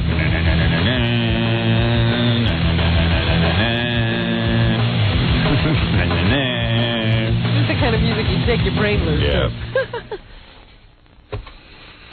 Yeah, you can shake your head loose. Okay, my wife's on the phone now. You can. I can grill her. You can grill her. Hi, honey. Hi. We were having this. I was telling Robin about my weekend. Yeah, we were having a discussion. You were telling me. I was telling Robin about the weekend. Yeah. And I was talking about our sexual activity and how I got you screaming. Am I getting better and better? What? Have I not been great? I think I'm getting better. No, I don't think you've changed. I really don't even think my wife has How come I changed. can hardly hear her? I don't know. Something's going on with your... How come that guy on the phone couldn't hear you before either? I don't know. Hear who? Robin. I hear Robin. You hear her? Anyway, so I was talking... Wonderful. Yeah, I came home like Friday night. But I think I'm terrific too. You're not that great. But Friday night... You're great. You're just so complimentary. No, Friday night and Saturday night, you know, I haven't been masturbating at all. For some reason. Ever since I started the movie, I stopped masturbating. Well, number one, you're not in a safe place. Right. That could be it. Well, yeah, I mean... People could, like, walk in at any time. No. You never know when you're going to get interrupted. No, I'm alone. It's not the same. Yeah. You think I'm like a dog? Yeah. No, but even when I'm home. But even when I'm home, I'm not masturbating. But you haven't been home in so long and you're so tired or whatever. I've been coming home a lot. He's home all the time. I am. Oh, she's complaining again. Yeah. No. So anyway, I came home. I'm not saying it in a negative way, but... I came home on Friday night. Friday night, you said. And I did her. And I did her Saturday night. Wow, that's not a way to... And Saturday night, we did, what do you call that? You know. We went privacy? head to toe. No privacy? Well, what he said to me, the reason we're calling. We did 68 plus 1. So, and tell Robin how you were screaming. Were you like screaming? What were you screaming? Allison, you got to admit, I know how to touch a woman, don't I? Do I know how to touch a woman? Howard. It's almost like I have a vagina. You know, you didn't mention the vibrator. Oh, that's there. I used it. Of course. I used it while I was 68 plus 1. Man, tell the girls in the audience how much you like when I do that. Tell the girls in the audience how much you like when I do 68 plus 1 plus the vibrator. Wonderful. Were you screaming to the point where I was screaming, but I had to put a pillow over her mouth. When I scream and it's in the privacy of our bedroom, I think it's going to stay there. No, it's not. Yeah, you better soundproof that room. He's so proud of himself. All right. So anyway, in describing our lovemaking, I told Robin some things, and she wants to ask you about. I don't believe. She wants to verify. He actually said these things to you. All right. Can I ask you this? Yes. Did I tell you while we were in bed that I am a very superficial person now, and that I don't care what your personality is, I care what you look like, and that I want you in the gym 4 hours a day? Did I say that or not? Yes. And was it a joke or was he serious? He was serious. Oh, God. I'll take my $500. You just cost me $500. And you know what? I didn't even... Hello? Hi. I didn't even hear... When did you do this morning? About 6 o'clock when I need to be asleep. Oh. I got to tell you I knew you'd be asleep. I tell you, the menage a trois we had Saturday night. Menage a trois. Well, me, Allison, and the piece of plastic that was in bed with us. But I'll tell you something. No, I did say, I'm telling you, I am being serious. Disgusting. I told my wife the following.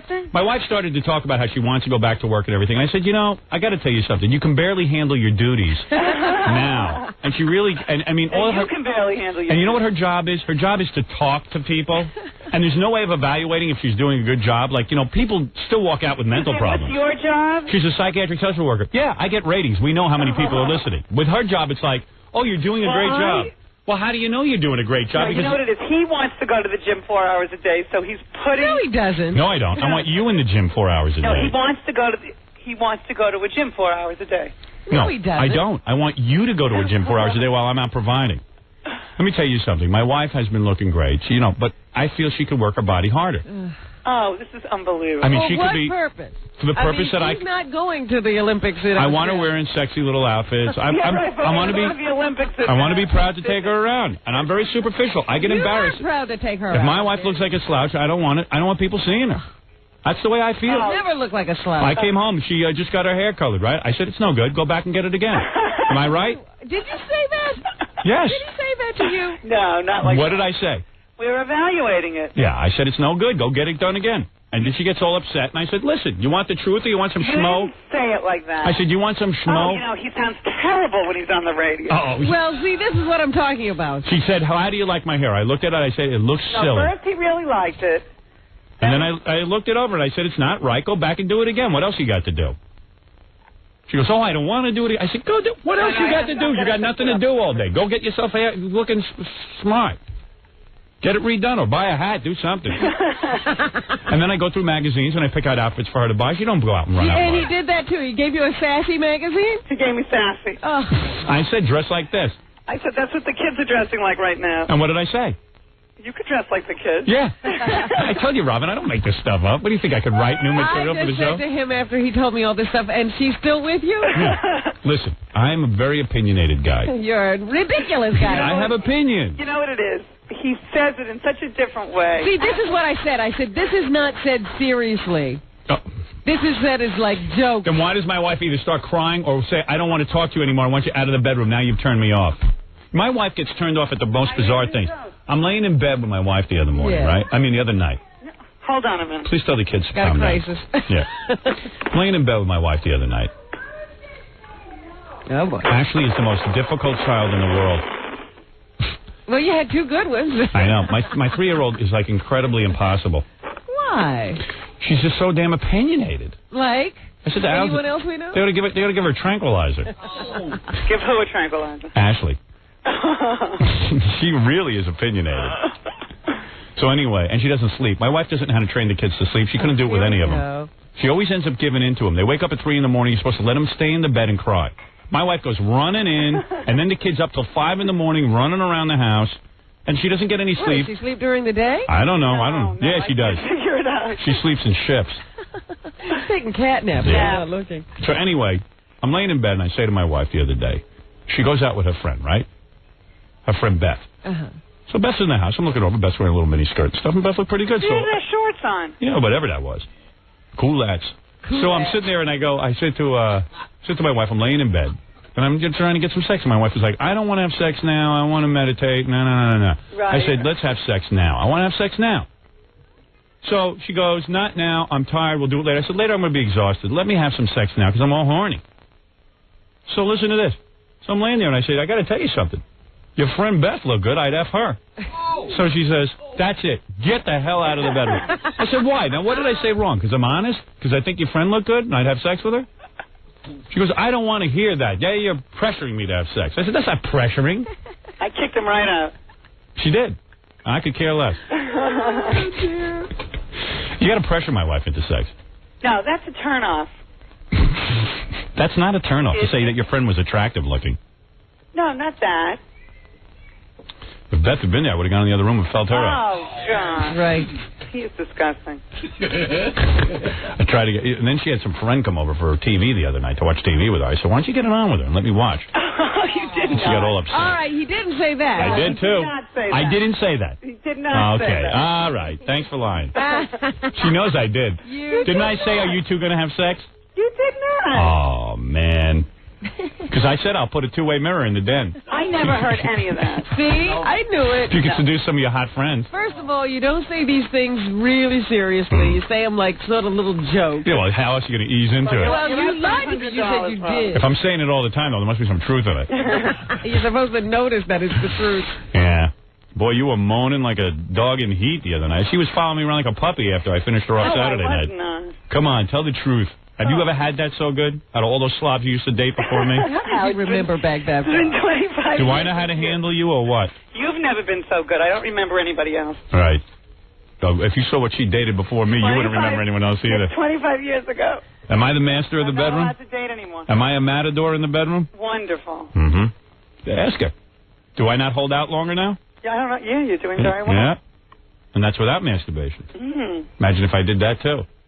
It's about time, I would say. I know. About time. He told me he never masturbated. Well, he said, all right, here's another one. He claimed the other day that he fessed up. I did. I told you I masturbated. A little bit. He said a little bit. I do it once in a while. Yeah, a little bit. So I'm never getting the told truth here. Allison's got to be doing it, too. She just won't admit it. Every woman does. She admitted it the other day. Nah, she won't admit it to me. Honey, you got to be doing it once in a while. I'm not discussing it. See, that's a yes. That's right. But every woman does. You know, Jackie's wife's home with a jackhammer. Jackie's wife is home with another guy. Yeah. I think you're right on all counts. God knows what Fred's wife's doing. Oh, man. She does it in public. Right, she doesn't have to. Twice on Saturdays, twice on Sundays. Yeah, well, anyway, so there's your bet. Down the drain, I told you. I owe you $500. Well, what didn't she believe that I? She doesn't believe that I would. believe that he would actually sit there and say to you, "I don't care about your conversation. I'm very superficial. All I care is what you look like." I do, and I'm telling you that's the God's honest truth. Listen, I guess personality mattered to me at some point. Excuse me, personality. We get along so well. No. We know each other so well. No, here's the point. And because she's a Pollyanna, let me tell you the truth. I want to know, did you tell her this? I've been with the same woman 20 years, right? More. In terms of conversation, she's already repeating herself. She's been repeating herself for the last 10 years.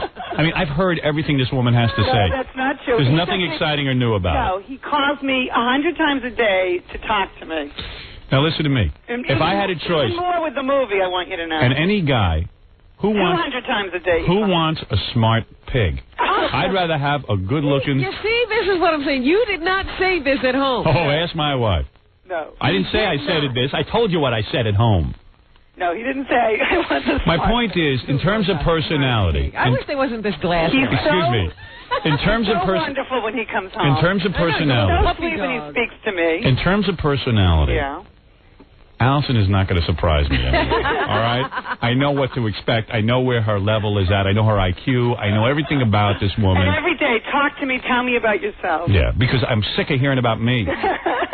So, my philosophy has been the last 10 years, F the brains on a woman. Einstein was married to a stripper. I should be, too. He was? Of course. Man married a stripper. He could care less about it. He wanted to intellectualize. He hung around with his buddies.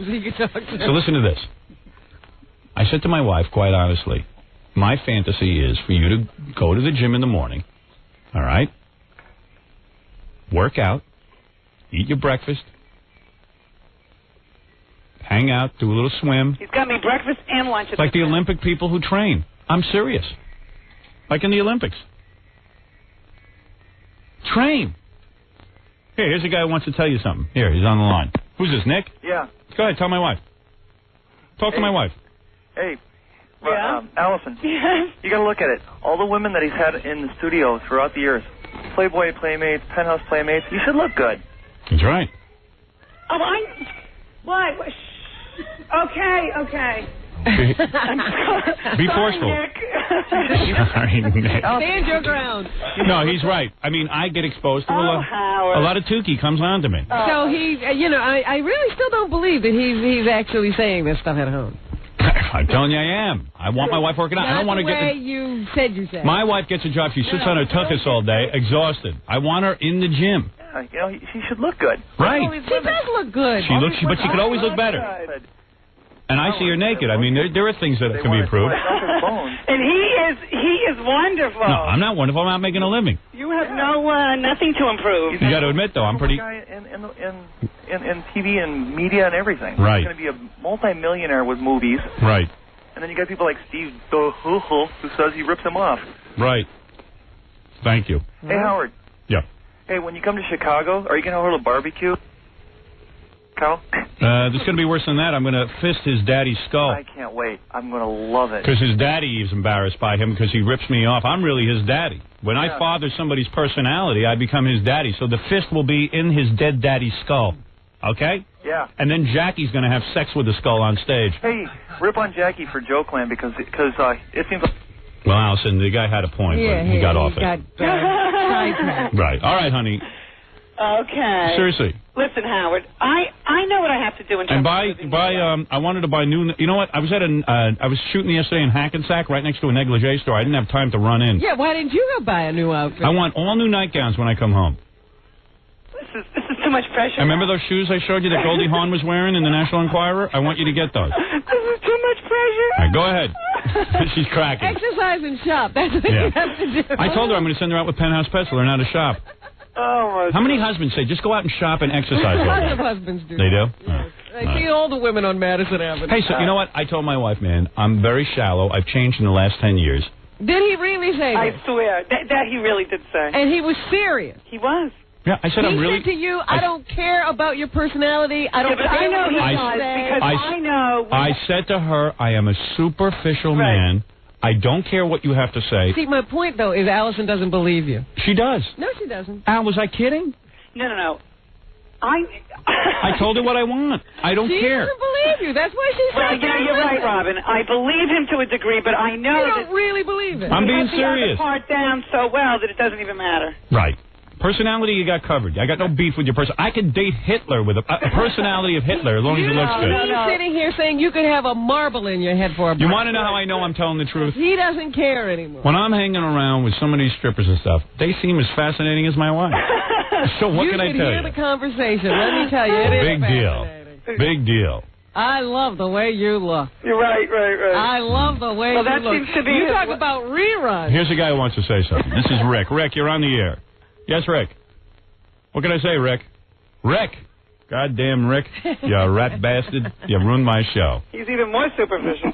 Rick, can I talk to you? Rick, can you wake up, pal? Hey, I'm awake. What do you want to say, quickly? Hey, I just want to tell you, what you talking about being nice with your old lady, you got to understand something. You don't even admit to her that you masturbate, man, that you masturbate. I told her I do once in a while. Oh, yeah, once in a while. Howard, yeah. this is the cow, man, the king of all women. You know what I'm saying? Yeah, well, let me tell you something. Kook.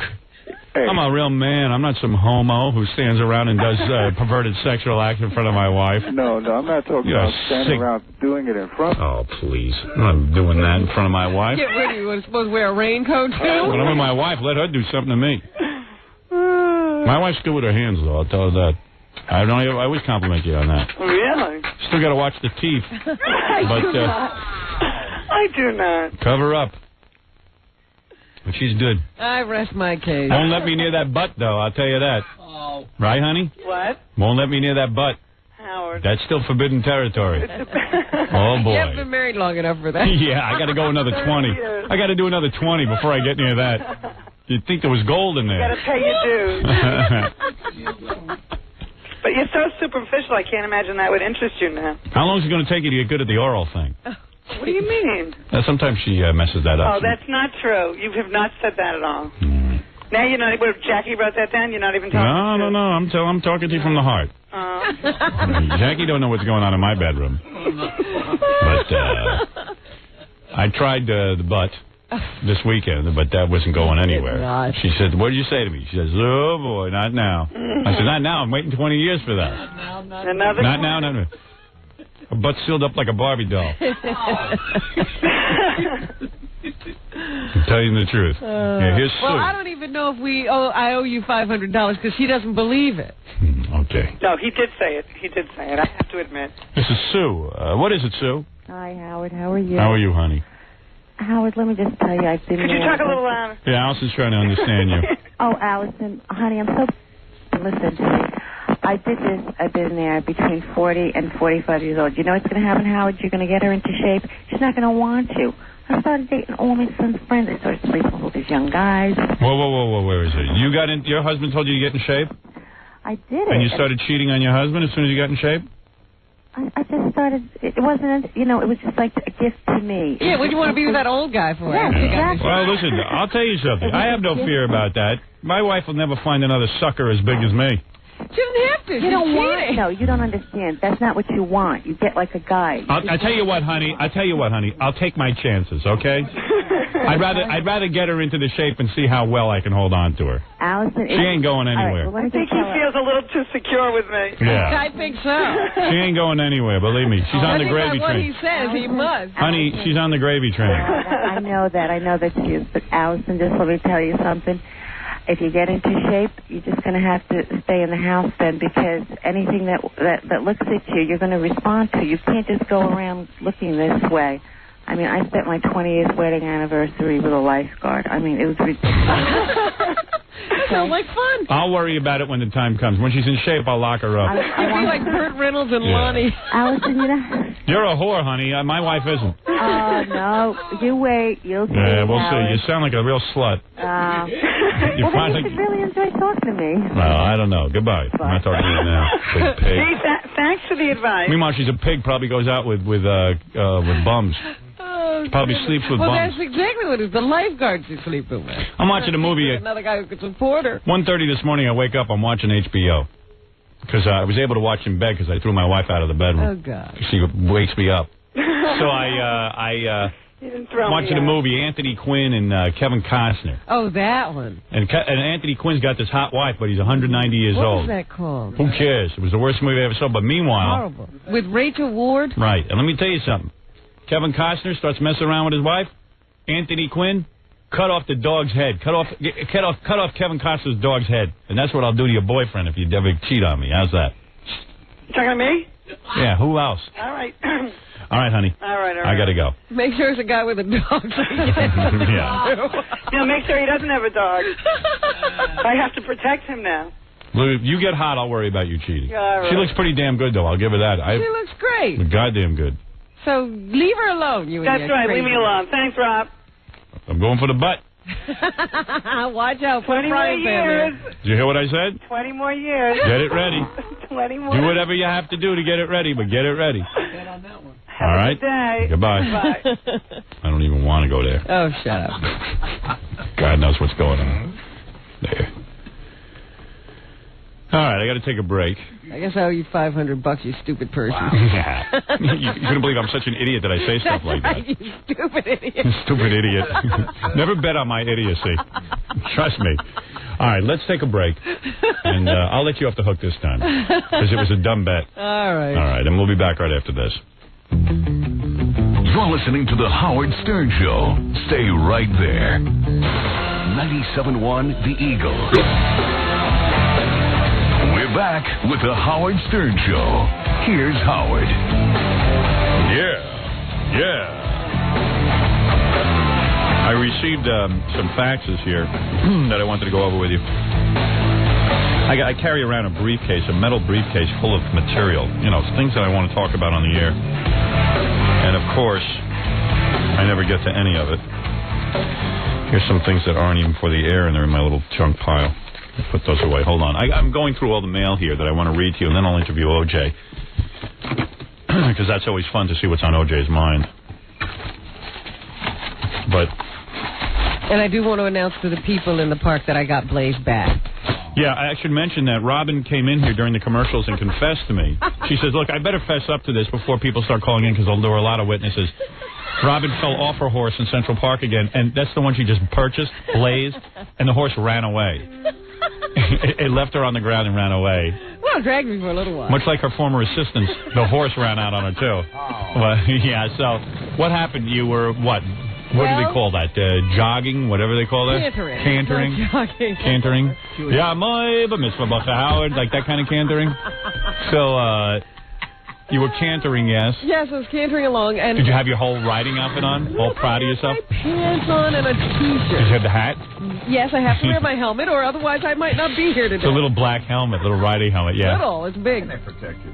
Oh, to me it's little. Next to your breast, everything was little. I my head and everything. So what happened? So you were cantering along. We were cantering along. Were like people like saying, hello, Robin? Oh, that happens. Yeah. I hear hello. I see her waving, and that's how she fell in. Hello. Were you distracted? Thank God it wasn't bad. I see. So you were riding along in Central Park. I was riding along. What he does, he spooks a lot. Oh. He has a problem where he, when he sees the ground color change, he wants to run around it, or he doesn't want to do it, or he doesn't want to go over that spot. Do you wear a bra when you do this? Of course. You should put a hard hat over your bra. I don't want those getting damaged. I don't care about your head. If there's a down fence, he wants to spook. If there's a break in the bushes, does that have something to do with the person riding the horse? No, it doesn't have anything to do with. Well, why did you buy a horse like this? Every horse is like this to some extent. He hates Federal Express trucks. He has a lot of things he doesn't like. Right. So anyway, I've been working with him to make him listen to me and disregard what he thinks is a problem. Mm-hmm. Oh, boy. And so that's this is interesting. This is what you're good at, isn't it? So that's what we were working on, and I guess he had a little too much yesterday, because just before this, he had done this at a certain point in the park, and I turned him around, walked back, and made him go over that spot again. Right. The right way. And then when we... All right, well, wait a second. Let's cut to the chase. Wait a minute, because the police were, like, standing there going, you having trouble handling that beast? Really? So you were having trouble, and no, then... I wasn't having trouble. I was just doing this. So anyway, then the next time it occurred, we were cantering, and he started to run off the trail because he saw a little mud spot.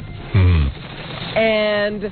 Boy. I decided to give him a little bit of a correction, so I put my leg on him more, and I put the stick, the whip, the whatever, the crop, against his shoulder, and then he completely revolted. And did he bolt up like... He ran up the hill, tossed himself around. And threw you. And I came off, yeah. And then... And where'd you land, on your head? I don't even remember. I think I landed on my butt. Oh, you're insane. And then he dragged me for a little way. He dragged you? How did he drag you? Was your foot caught in his stirrup? No, I was holding onto the reins, so I finally had to let go because it wasn't going to... I didn't want to... What are you doing out there? Are you insane? It was so funny because when And everyone was looking? Oh, God, yes. Everybody was like, are you okay? Are you okay? And I was like, leave me alone. They're like Chris Reeve. Chris Reeve Jr. I was reading on the Internet. They have this bet going on the Internet. About what? It's a death pool about which one of us will die first. And everyone to a person said... Robin is going to be thrown by Blaze, and that's going to be it. She could have really gotten hurt, right? Yeah, but I millions of big rocks and stuff. Couldn't you? Sure. I could have landed on anything, but I landed on the grass. Good for you. Oh, man. So anyway, when I got home, there was dirt inside my clothes. Really? From being dragged, I guess all this lucky dirt got inside the pants and everywhere. It was even in my underwear. I'm glad you came clean and told us about it. But the funny part was that then he ran away. And all these people were just sort of like walking around and, like, are you okay? Everybody was calling 911. Meanwhile, how much money you got tied up in that horse that he ran away? And how did they get the horse back? He just stopped running after a while, and somebody just held on to him. Wow. But how'd you get home? Did you get back on and run him out? I got back on him and made him go around the park again. Right. Good for you. Again. And he threw you again. I saw this little old woman. She said, you're my inspiration. I can't believe your courage. Are you bruised anywhere now? This little old woman said to me that the horse headed straight for her and she died behind some bushes. Wow. Well, at least he came clean, because if he kept that quiet, it would have come out. And then I want to thank the funny guy who, after he saw me fall off the horse and saw the horse run away, said, so Robin, is that the new horse you bought? Good purchase. What did that thing cost you, by the way? I figure about 10 G's, huh? Not quite that much. 7,500? Good guess. Good guess? Yeah. But what's it cost to feed him every week? He's an absolutely beautiful horse. I'm sure. Absolutely beautiful. You should see him before he runs away. Right. I wonder if he would run away and never come back. Where's he going to go in? Where your assistant goes. You never found her either. Same place she went. We'll be holed up in the same Captured place. by aliens. Robin keeps hiring these assistants. What are you on, your third one now? Fourth one? We never got to the bottom of it. And they all run away. And they either cry and leave. Not every one of them has run away. How dare you? Of course it's their fault. Wow. All right, anyway, here's some facts I want to share with you. Let's just jump topics here. There was a report yesterday about Muhammad Ali at the Olympics getting a gold medal for the one he lost in 1960. I, by the way, am against this. Cassius Clay... what do you care? What? What do you care? I care about who get... First of all, they did a report. And Cassius Clay, I'll tell you how he lost his gold medal. The guy got a gold medal in 1960-something. Something. Okay? And what happened was, he was so proud of this gold medal, he says, this is going to bring the races together, me getting a gold medal. So I guess he went down south or something, right after he won the gold medal, and him and his buddy got into some guy called him a nigger, and he got into a fight with a guy. Who knows what happened? But he became very disillusioned about the country. Can you imagine? Yeah, he became disillusioned, so he threw away. He went to a lake and tossed his gold medal into a lake. Now, that's horrid. Now, let me tell you something. You want to toss your gold medal into a lake. Listen, when you win a gold medal, it's yours. You do what you want with it. Like, if I was lucky enough to win an Oscar, which I think I will. You're never going to toss it. I'm not going to toss it. If I'm mad at America, why should I toss my Oscar? Well, he was representing the country. He wasn't representing himself. Don't you remember? Something tells me he thought it would float. So anyway, this Cassius Clay goes ahead and does this. That's his business, and I got nothing to say about that. But there are tons of Olympians throughout history who, for one reason or another, do something dumb with their gold medal and never get it back. Why should Cassius Clay get his gold medal back? Now, let me tell you something. I can't believe you object to this. Now, let me tell you why I object to it. There were several reports of various people. Carl Lewis, for example, when he won one of his gold medals, his first gold medal or something, his father died. He decided to bury his gold medal with his dead daddy. Mm-hmm. And he said, Dad, don't worry, I'm going to win plenty more, and which he did, so fine. Somewhere in there, in Carl Lewis's daddy's casket, is this gold medal. Right.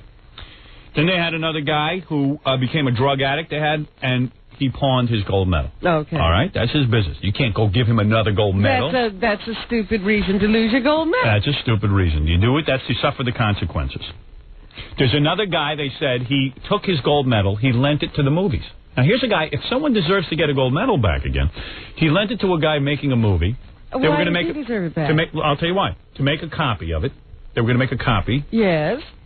They accidentally, I don't know what movie this made. It must have been an Ed Wood film or a John Landis film. The same guy who, with Vic Morrow's head, chopped it off. Right. It must have been a John Landis film. Because, what attention he pays to detail. So, don't worry, Vic, you can trust your director. That was his last words. He lent it to them and said, make a copy of it. They want to make a copy. They melted down the real gold medal. All right? That was stupid, too. All right, it was stupid. Don't lend out your gold medal. You want to keep it. There was another guy who got caught up in the moment of the Olympics. I guess there was someone at the Olympics volunteering who was handicapped, emotionally retarded, or some crap like this. Whatever. Somebody who had a big problem. And the Olympiad saw this person. They were hanging around. And he handed them the gold medal, which is dumb, because if you're going to go hand out everything you got to people who need it. That would be the Olympian, not the Olympiad. Yeah, whatever. I guess the guy woke up sober and kicked himself in the balls. But later, but who knows? That's his problem. Then there's another guy that was saying, even when you have this gold medal, what do you do with the goddamn gold medal? Because he even said, I want to keep it in my house, but everyone tells me it'll be stolen. He says, so I don't want to put it in a safety deposit box because when my friends come over, I want to show them my gold medal. Right. So what he does is he keeps it in his sock drawer. He announces on TV. So now I know where his gold medal is. It's in the sock drawer, I guess, with his rubbers. That's where I keep my rubbers. And there are a million stories of people losing or throwing away or giving away their gold medal. Cassius Clay should not get the gold medal. His was different, Howard, and let me explain to you how. He did live in a different world at that time. He had gone out to represent his country, and when he came home, he found that he wasn't treated like a regular human being. He was there to represent everyone, and there were still people... He didn't lose it. Were disgusted. He threw it off a bridge. He was a young man. He became disillusioned with his whole country as a result, and he threw away the symbol of his representation. He threw it off a bridge. Let me just correct something. He threw it off a bridge. Yes? How come when he won the heavyweight title, he didn't throw his belt off a bridge? Yeah, exactly. Because that was his personal That's a made-up story. Had nothing to do with I'll tell you what he did. He was looking for publicity, and he was cavalier and an angry guy, and he threw his thing in the river, and screw him. Cassius Clay don't deserve any goddamn another gold medal. He made a mistake. What? It doesn't matter what you think because he got one. Let me tell you something.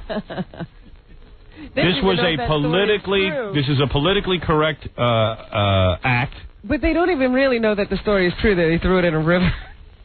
Who even knows? Exactly. He could have just lost it like anybody else. Here we go. Here's my second facts of the day. Anyway, Cassius Clay got a gold medal. That's all. In drooling. Now listen to this. Who can ask him? You're just jealous. You're jealous of some people. Not me. He still happens to be the most recognizable face on the face of the earth. I'm not jealous of anybody who can't pick up a spoon and eat soup by himself. I think you are. Cassius Clay can do whatever he wants. I think you're jealous. All right, now. If you notice, I still say Cassius Clay. I'm one of the few people. Yes, because he can't hit you and hurt you anymore. That was the name his mother gave him. The whole time during his boxing career, you called him Muhammad Ali. His mommy made him Cassius Clay, and I don't like guys who change their name. Well, you call Fred Eric, don't you? Well, that's an exception. Okay, here's the second fax, which you'll be interested in, Robin. Yes. Oh, I got to take a break. I'm sorry. Let me take my break. I'll read you the second fax, and then I'll interview O.J. Simpson. All right. And ask him what he's been up to right after these words. We'll return to the Howard Stern Show after these messages. 97.1, The Eagle. You're listening to the Howard Stern Show. Once again, Howard Stern. This guy says he saw you in the park on your horse, and then I'll get right to the other faxes and stuff, but he says you didn't tell the story properly. Is this Mark? Yeah, hi, Howard. Yeah, what did you want to tell us real quick? Well, I was in the park yesterday with my wife. We were jogging around the park. Yeah. And all of a sudden we see this horse taking off. Like Robin said, the horse stopped, but it didn't actually stop. It kept on going. It was heading right back to the stable. Yes. Really? Yeah, it was cantering right back to the stable. So my wife took off. She's a little bit better of a jogger than I am, so she took off from me and went after Blades and held on to the horse. And that's what happened, Robin. That's how you got... I didn't know that. Well, how would I know? I wasn't with the horse. I know. You were a little... You didn't show up until a couple of minutes later. So your wife is the one who got the horse? Yeah, my wife was the one that found Blades. Well, otherwise, Robin would have had to go all the way back to the stable. I like your name for the horse better, Blades. I like that. Blades. Blades Quivers. All right, very good. Thank you. Okay, take care, guys. Bye-bye. Thank your wife. You're welcome. Thanks, Robin. I'm sure Robin will want to reward you, but unfortunately... I'll let you ride the horse. Yeah, you try and control that goddamn thing. All right, here we go. Next fax, Imus canned in Grand Rapids for low ratings. Yes. Don Imus's morning program, formerly heard on WCUZ-AM, according to the station manager, Doug Montgomery, Wednesday, was the I-Man's last day. I can't believe all of his stations have been canceled, and I can't believe he can actually scam people into... He has never, I don't think in any of these markets, scored more than a one share. They say financially it was a bad deal, stated the manager who was running commercials on WCUZ-FM to help pay the expensive syndication costs. We tried to renegotiate the terms, but Imus's people were reluctant to do so. Plus, the show never broke better than a one share. Wow. A one! And Imus's place, WCUZ-AM, has begun airing another network show called Daybreak USA. It runs weekday mornings from 6 to 10 a.m. We wish him luck with it. You know who started one of these websites? Everyone has these websites now. I know. This internet thing is ridiculous. I'm the only one without a website on purpose. I don't want a website. But E started a website, and I was laughing because it's a very good one, by the way. I mean, it's very nice. Because on the website is an interview with the guy who wrote my screenplay, Lenny Bloom. Oh, really? Yes. So it was rather interesting, actually. Lenny's a pretty bright guy. What did Lenny have to say? Same thing he always says. Howard's great. Lenny, who wrote the screenplay, had never even heard us until he got involved in the project. Because he lives in Canada. So it's kind of an interesting story. Anyway, so they started a website. So it's, let's see what it is. www.eonline.com. See? No, I don't know why they do. I asked them, why do you do this? Is there money in it? I mean, I guess they promote E or something. I guess it is another promotional tool. Yeah. Because I wonder why all these companies have them. Well, Fran called me the other night all excited about the new website. Here's one article I got to read to you before I interview O.J., and then we'll get to the news. Radio star lookalike attempts bank robbery. You ready? Who do he look like? This is in Detroit. Authorities are looking for a Howard Stern lookalike who tried to rob a Huntington bank on Gratiot in Mount Clemens. Investigators said a tall, thin man wearing dark sunglasses, a black fake mustache. I don't know what the mustache part is. Well, that was the previous Howard Stern. Yeah, and a long black wig entered the bank around 3:45 p.m. on Monday. Where were you? Never mind where I was. He insulted everyone in the bank. He looked, please, this is from the Detroit Free Press. He looked so strange he attracted everyone's attention right away, said Detective Sergeant Dennis Rickert. The man handed the teller a note, but she backed away from the counter and he left seconds later. You didn't get anything? Nothing. Witnesses described the would-be bandit as a white male between 6'2" and 6'4" tall, weighing 170 pounds. He wore jeans and a blue shirt. And not very bright. And looked like Howard Stern. Had the brains of Howard Stern. So there it is. An APB out for the Howard Stern bank robber. Well, if it was a wig, do they expect that he's still looking like Howard Stern? They're not sure. He might have put on a different wig from one of my other hairstyles. I mean, I have tons of articles here. This one was great. This is out of Syracuse, one of our newer markets we're on in Syracuse. This was a letter to the editor. Don't listen to Howard Stern's filthy program. Howard Stern epitomizes the moral decay that is so prevalent in our society today. It is a sad example of our society's current mores and values that he is allowed to promote his filth and decadence on the public airwaves. I have been a long-time listener of 95X. I no longer listen to it in the morning. I suggest that any listeners who feel as I do, write or call 95X to express your disgust with the current morning program. I also ask any sponsors of 95X to reconsider the sponsorship of such depraved programming. It is time to put an end to the anything-for-a-buck mentality. Society needs to return to the ways of moral decency. I don't know when society had those ways, but evidently they did. Where was that? I missed it. Moral decency and respect have been cast aside by today's regressive society. How's that? So the besmirching of my name, Robin, continues. They just seem to always use you when they want to make an example, a bad example. And all I try to do is help. All I try to do is You're help. a giver. I'm a giver, not a taker. All I've ever tried to do is entertain people on their miserable commute. That's what I maintain. And yet they try to stop me. All right, would you like me to interview O.J.? Why not? What does O.J. have to say these days? He's been out of jail for a while and returned to his, I suppose, what you'd call a normal life. Stuttering John had some guy out there who was going to come in and play something for us, but I can't get a handle on what he's doing out there. And what is going on, Jackie? It's kind of muddy, but you can certainly understand it. It's just you know the guy's just relentless, which is kind of funny. You know the guy who hates Gary, our producer, yes. Baba Booey. He made more phony phone calls to Gary. Oh. Where he just calls Gary a buck-toothed jackass. Right, he gets him on the phone under one premise and then just makes fun of him. So he came up with 4 new ones. And I said to John, listen to the phone calls. If they're good, put the guy on the air. And John can't decide if they're good or not. Oh, he'd need to play them to Gary. So I sent Jackie in. This is why Gary's talented. I sent Jackie in to listen to it, and Jackie doesn't. It could go either way. You know where they're going to go. Like, I don't know. It's good. I mean, bring him in. The guy's relentless. Well, now we got to judge Jackie and John's Why ability don't you go in there on your horse and judge? Well, please. John, can you come in and give me an answer whether this guy... Because I really got to get the news. Bring us one. And give me my OJ stuff and give me everything. Please. Bring us one. Let us hear it. Right. Want to see a picture of the tattoo I'm putting on my arm? You're not putting any tattoo. Yeah, this is what I've got a scheduled appointment already. Sure. I found the design, and I never could figure out what to put on, but I found it. This is what's going on my arm. You see that? Which one? See the one over here? The thing that looks like 2 F's? Yeah, that's it. It's kind of a tribal What's thing. that? It's kind of tribal. It's just a design. I don't know that it's anything. After all this time? That's what I like. That's what you decided? Yeah. Can you believe it? Boomerang. What do you guys think of that? Anybody like it? It's neat. You don't like it, Robin, huh? It's really not much. Yeah. Means nothing. Well, take a look at your Chinese symbol. It means something. Yeah, it means something stupid. Nobody knows what it means. Yeah. See? Well, if you like it, put it on your arm. You going to make it that big? You Yeah. putting it on your arm? Yeah, my arm. It's cute, isn't it?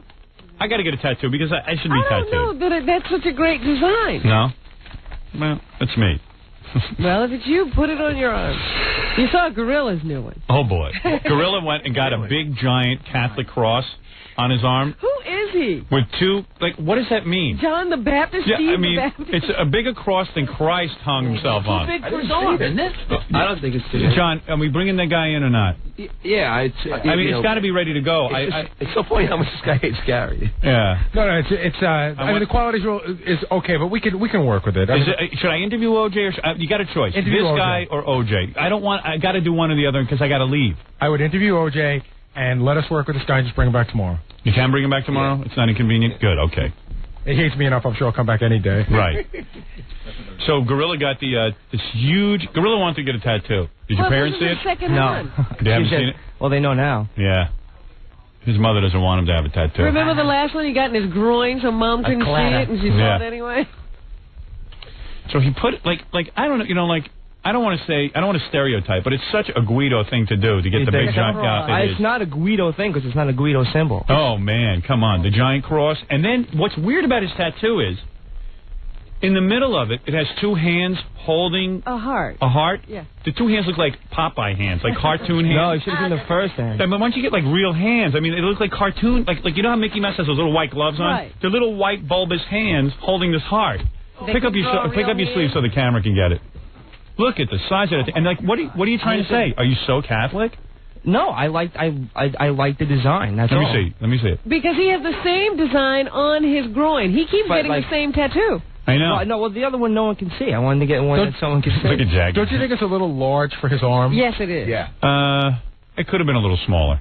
But the weird thing is, when I first got it drawn up, it was so tremendous, and that's the one he wanted to put on me, and I was like, no. And the guy who did it was like, if you're going to get something, if you're going to make, you might as well get it big so I can do a good job with it. Yeah. And Forget about dating Jewish chicks now. Oh, it's okay. They're going to be like, They didn't like me before. So they didn't? You never got Jews? I've had. They see that cross, they get like, oy. Yeah. You know what I mean? Out of the room. But the guy did good artwork on it. Like, you can't, not say it's not done well. Oh, yes, I could. Those hands. The hands look like cartoon hands. The hands could have been... The first ones looked like Mickey Mouse hands. I made him change the hands like 3 times. You mean he changed it while it was on you? No. I've been working on this design with the guy really? for about like a month. I've been working on it. He's like an artist rendering. One of the interns here drew up the basic thing, and then the tattoo artist took it, and he did his, which intern? Richard? No. This kid Chris in promotions. I see. He had one of the interns draw up a tattoo for you. No, well, it wasn't the one that he did finally, but it was just the concept that I all right, for somebody. Man. So you just figured. Gorilla's going to be one of those guys, like in 10 years, has like 50 bad tattoos on his body. He's going to keep searching for the right one. To get the right one. Yeah, and meanwhile, it's his skin. Well, you wanted to get ribbons and bows or something. Yeah, I might switch. That's a traditional tattoo, like sailors used to get. You can stick with tradition. I like this. Oh, that's about as traditional as it gets, a big giant cross. But no... Dude, you think that's revolutionary? No. It's got 9 billion Guidos running around with big crosses on. I was over in Hackensack last night. I must see 50,000 Guidos running around with crosses on there. No, I didn't see one guy with a cross. Really? I did. I don't know where you were. Not like mine. Okay. Yours is different. So rare. It's so rare. It's unique.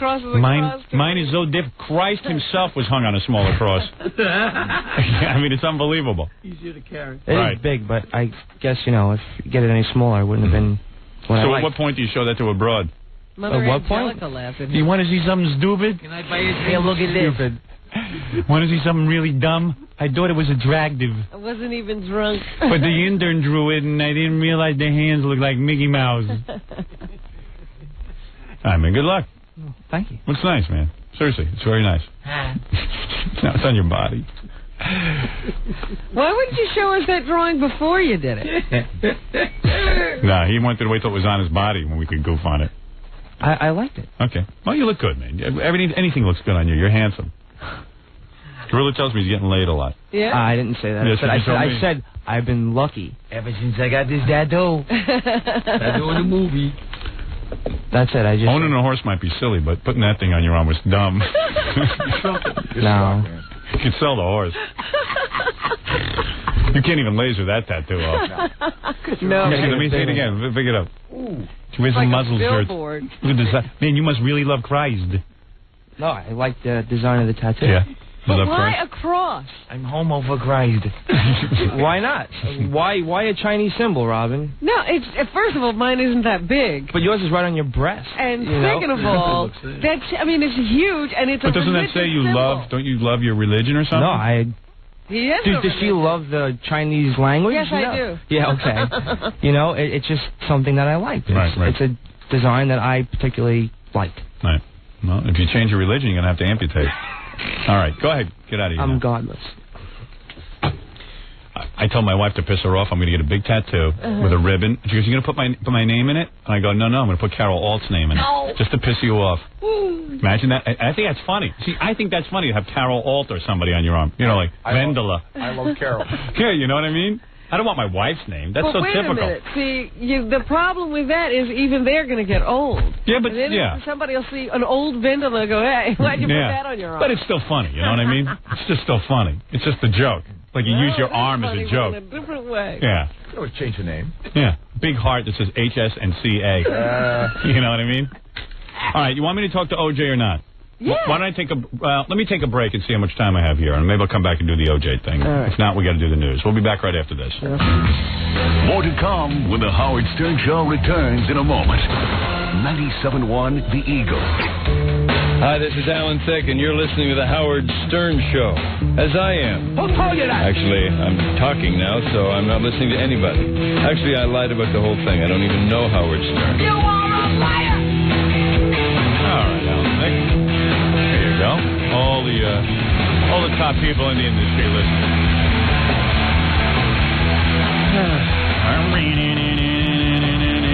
This one's not rocking enough for me. Who is this? Headstrong. Headstrong is not kicking my ass. This is too wimpy. This is too 80s. Hear the drums? No good. Get rid of this one, Fred. Play a different one. Play something that kicks ass. You feel you don't want to come back? Yeah, I don't want to come back to that. You don't want to come back? I need a more important intro. I don't want to come back to that. No, I'm not back. I'm not officially back yet. 92.3 K-Rock. Yeah, there we go. Now, oh, yeah. Now I'm back. Here's Howard. Oh, yeah, baby. Yeah, now I'm rocking. All right, now I want to do something sexual. Music to me is sexual. Either you're brooding over a woman or you're thinking about doing her. It's either that or the other. That one makes you want to do her. And then smash both your heads into the wall after you're done. Boy, blood rushes to my genitals when you play something like that. Play another one. I'm not back yet. Your head is always empty. Yeah. 92.3 K-Rock. It's the Howard Stern. This one's all right. Here's Howard. This is okay. That one's just okay. It's not fast enough. Too slow. Too slow. See, that's too slow. See, Metallica plays fast.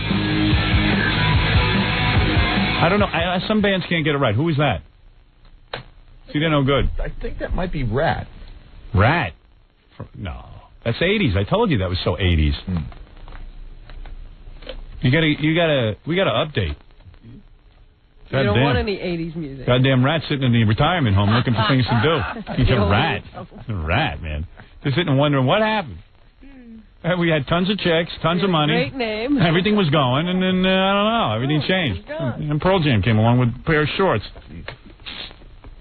I think Rat left the business. I'm sure they did. I haven't heard from them.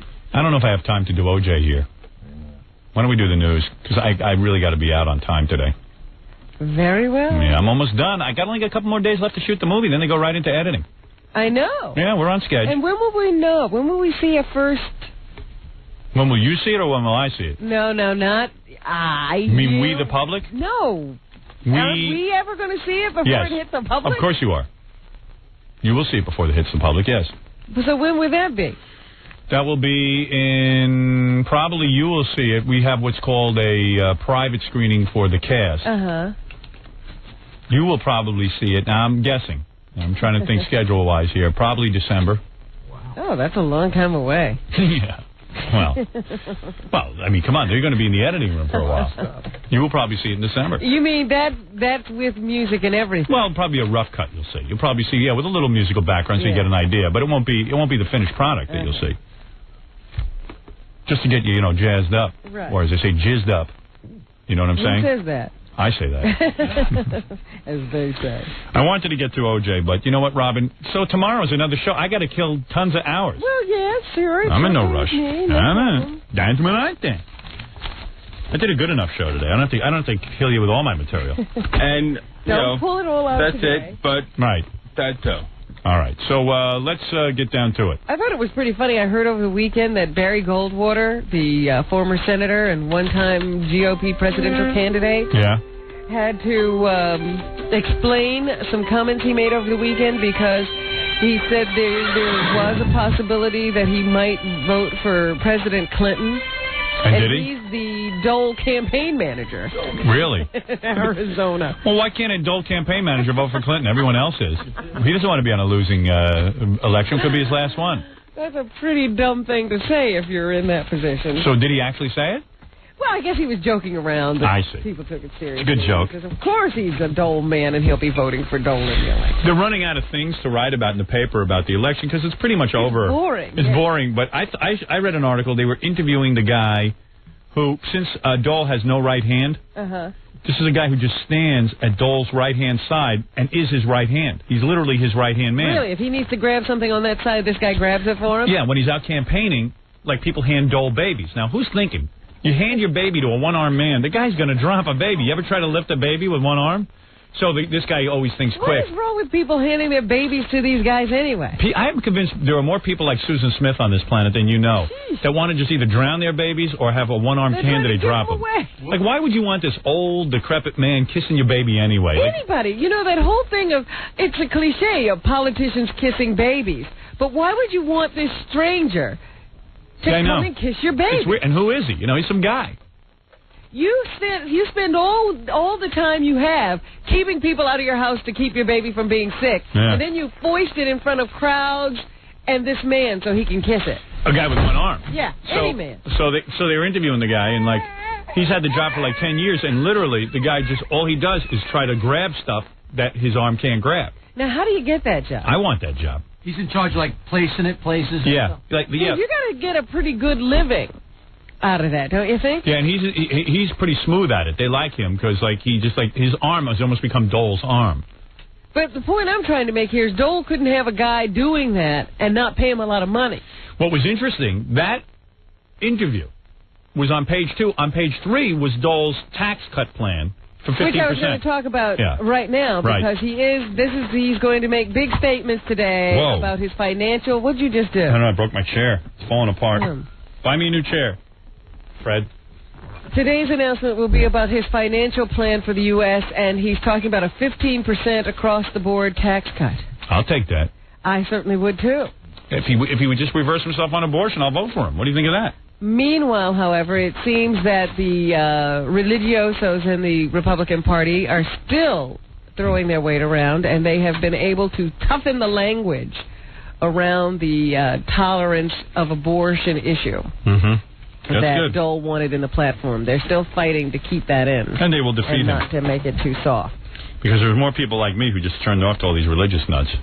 So that's good. They're going to cost them the election. So they're gearing up, because the GOP convention is coming up in a couple of weeks. If Dole was real smart, he'd get up at the GOP convention and say, I denounce, I am for abortion. I'm not doing a flip-flop. I was always for abortion. I was bowing to the religious right. I'm going to tell you right now, I'm not doing it anymore. And I'll tell you what would happen. He'd pick up tons of votes. You know what I would do? I would just say, I want to be president. What do you people want? Right. I'll do whatever you want. And that's what a president should do. Yeah. The will of the people. And he should see that even in his own party, there is no majority consensus on this abortion issue. He's blown it. And he should do it and say, listen, I was wrong. I promise you, I'll put it in blood. I will not touch the abortion issue. Now let's compare the presidencies. And you know what? People would vote for Dole. The other thing that he's been doing lately is, asking guys that he might select as vice president to send in all of their information. So they've been making this big deal about, he just asked this senator and this governor and that person. But according to what I hear, Colin Powell is still his number one choice. If he could get him, he'd be a very happy man. Why doesn't he get Mother Teresa and Jesus Christ to run in the cabinet, too? Look, nothing will help him. I told you what it is. They said, the Democrats are only afraid that he might talk Colin Powell into it or that he would select a woman. Jesus himself could come back and run with Dole. He would not win the election. You understand? Colin Powell, that's a joke. The only reason people want Colin Powell is because Colin Powell won't run. As soon as the guy says he won't run, everybody wants him. That's when they want him. Remember when they thought he was going to run? Barbara Walters did one interview. Everyone hated him. Now he said, I'm not running. They all want him. Nobody wants him. Because he's a bum. That's all. He's got no opinions. Colin Powell. Don't call the man a bum. You don't know him. How do you know who I know? You know I know Terry Hatcher from Supergirl? I know all those people. Supergirl. That's Lois and Clark. Yeah, she's smart. I'd vote for her. You always want the broad. Not a bum. You always. Sure he is. What has he ever done? He didn't do anything. He served in the military many, many years. He fought for his country. Nah. More than I can say about you. Yeah, you don't know that. You always want the babe you can't get. When you can get her, you don't want her. All right? There you go. That's what Colin Powell is. He's the girl you can't get. Please. He's got nothing going on. They interviewed him, and you know what? He had nothing to say. Police. Oh, I came up the hard way. You came up the hard way. So did a lot of people. Everyone got all excited. They think he's going to improve race relations. Get a black guy as a vice president. Listen to me. Nothing's going to improve race relations in this country. It's finished. You understand? It's over. It's over, Johnny. Trust me, I know. I knew it back when I lived in Roosevelt. The races are too far apart. The only way they're going to come together is everybody mates, and we get one color. Mauve. Beige. Beige. That's all. Former Massachusetts Governor Michael Dukakis and his wife Kitty were treated in a Boston hospital for minor injuries after she lost control of their car and hit a wall. What, was she drinking perfume again? You know she used to drink perfume? She admitted that? She drink anything. Man was running for president, his wife was drinking perfume. Have you ever tried to drink perfume? It's pretty nasty. Oh, yeah, I drink it all the time. Nail number 5 on the rocks. You know, if you accidentally get that stuff in your mouth, it's like horrible. How could you drink it? To be so addicted. But she did test negative for alcohol and drugs. Although she just runs into walls with nothing. Yeah, imagine when she's looped. I heard she had a straw going into the gas tank. Yeah. You will remember that Michael Dukakis was the unsuccessful Democratic presidential nominee in 1988. So they are fine. Who did he run against? A little accident. Didn't he run against Bush? Yeah, I voted for Bush. I didn't want Michael Dukakis. Kitty just had a little accident. She was driving the car, lost control. I don't know what the problem was, but it doesn't seem to have been booze. But, of course, that's what everybody thinks. I mean, once these stories come out about you drinking, you know, cleaning solutions and perfume, people immediately assume that you're drunk anytime anything happens. I was thinking of voting for Dukakis. Then I analyzed it. I said, any guy who can't keep his woman in line, keep her off perfume. This guy must have personal problems. You think she did him in? I'm telling you, she had a problem with him, then I had a problem with him. I mean, Bush's wife looked like a train in her face, but at least she wasn't drinking perfume. That's all I'll say about that. Well, in the analysis of the why... She should have had a few hits. Who would you prefer to elect, Bob Dole or President Clinton, I would prefer Hillary or Elizabeth? I would prefer Clinton. Hillary Rodham Clinton, I got no problem with. I like her. What do you think of that? How's that for a surprise, huh? I like her. I like all 3 names. I like that she's competent. I like that she's smart. Well, how could you continue to say she's competent? She is. She is competent. What makes you say that? She's a competent first lady. She sits there and she minds her own business. And don't she once in a while? Nothing but trouble. Well, because what? Because of some documents? I wish my wife would open up a book and look at a document. My wife was a lawyer. You know, the deals she makes, the documents she doesn't. I got no problem with her. Got no problem. The people she fires. Every time there's a scandal in the White House, somehow her name gets into it. So she forced one guy to have suicide. Big deal. I've done that. No, I like her. I don't know I like her. I find her to be a strong woman. I like strong women. Well, that she is. She is strong. I don't know if she's right, but she's strong. I don't like anything about Dole with that abortion and the wife. You don't like Elizabeth Dole. Very strong woman, too. Although she's got better ankles than Hillary. Hillary's got the ankles of a rhino. All right, what do you got there, Robin? Who's even looking at the First Lady's ankles? I am. Jackie. All right, what else is in the news? They have continued to bring up more wreckage from TWA Flight 800. Screw the wreckage. Screw it already. That's not going to tell us anything. The wreckage isn't going to tell us anything. You know who blew that up. No, we don't know who blew it up. I know exactly who did it. Well, then why don't we get you to give us that information so you we want to can know who did it? Somebody. The Jews.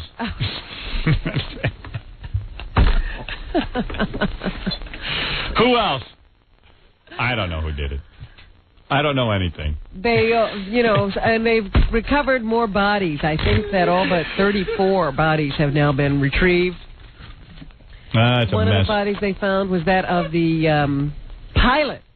Yeah. He was strapped into his chair. Yes. Did you know his last name was Kevorkian? Yes. I did know that. Dr. Kevorkian. Not doctor. Is he a relation? I don't know.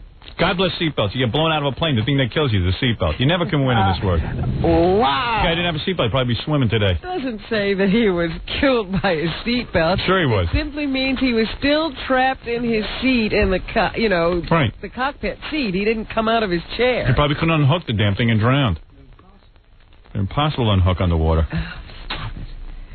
Probably was dead as he was sailing through the air. It just was interesting to me that he was still in the seat.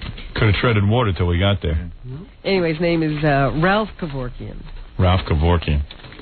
That's kind of a weird name to have now, you know? Yeah. I dig Dr. Kevorkian. I like that he kills old people. I agree with this premise that people should have the right to do whatever they want to do with themselves at the end of their lives. But I don't like this guy running around. I don't know what his credentials are or what he uses as criteria for snuffing people. The other day I was frustrated in my marriage, so I called Dr. Kevorkian and told him that my wife suffers from cancer. The pain is too great. And that she doesn't like to admit it, but she wants him to just come over and administer. Remember the Alzheimer's guy? There was one of those magazine shows. The wife had convinced the husband. Now he has Alzheimer's. She had convinced him that he wanted to die. That's what they figured out in court. Fred's trying to get his wife to Dr. Kevorkian. She won't hold still. All you dopes got married, I warned you. Robin's the only one to listen. Go ahead, Robin. She's getting thrown off her horse. Let's take a break, I tell you what. Do I have to take a break? Yes. Okay, let me take a break and we'll come back and finish the news. You're listening to The Howard Stern Show. More after this. 97.1 The Eagle. You're listening to the All-American Knucklehead. To The Howard Stern Show. All right, rocking into the night, baby. I was wandering the halls looking for my lunch. I eat lunch about now, and Gorilla didn't have it ready. He said about 5 minutes. That should be while we're on the air. So I started bumming out, man. I get like a ravenous animal. I'm hungry all the time. I do, man. I'm like a dog. I need to have a problem to stop eating. Really? You stop eating when you do have Yeah, when I get worried and stuff, for real, man, for about 2 or 3 weeks I can't eat. And I start freaking out. Then I come to and eat like a horse. And I was walking up and down the halls. Tom was in his office there having a little powwow with the program director or whatever that guy is. What is Sam's job? He's the operations person or something? We hired a program director just to start for another year. Right. This guy, Steve Kingston, was working at Z100. We hired him away. Turns out they hired him and they hired him about a year ago, and he has 2 years left on his contract, and they can't even talk to him, so it's like another year before he's coming. Tom's out of his mind. Tom's out of his frigging mind. That's about the most incredible deal I've ever heard. Yeah. And what's wrong with Kingston? I mean, what is he doing? So then he was in there with the music. We have a music director. We do? Yeah.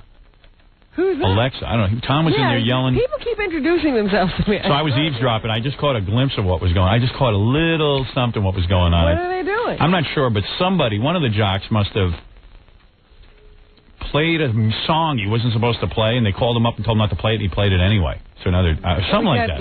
They're having a powwow. Yeah. Going on here? They're having a big powwow or something. That's what I might have not heard it right, but it was something like that. And I like when other jocks are in trouble. So we evidently a bunch of trouble. We evidently have a renegade on staff, so they got to figure out what to do with him. Good. Maybe they'll focus attention on that person. Hey, I say fire his ass. Oh, I see. Yeah, as long as they're focusing attention on someone else. Yeah, they won't have time for us. Tom, why don't you help him? Wonder what's going on in there. I bet you whatever's going on in there is more interesting than whatever we could put on the air.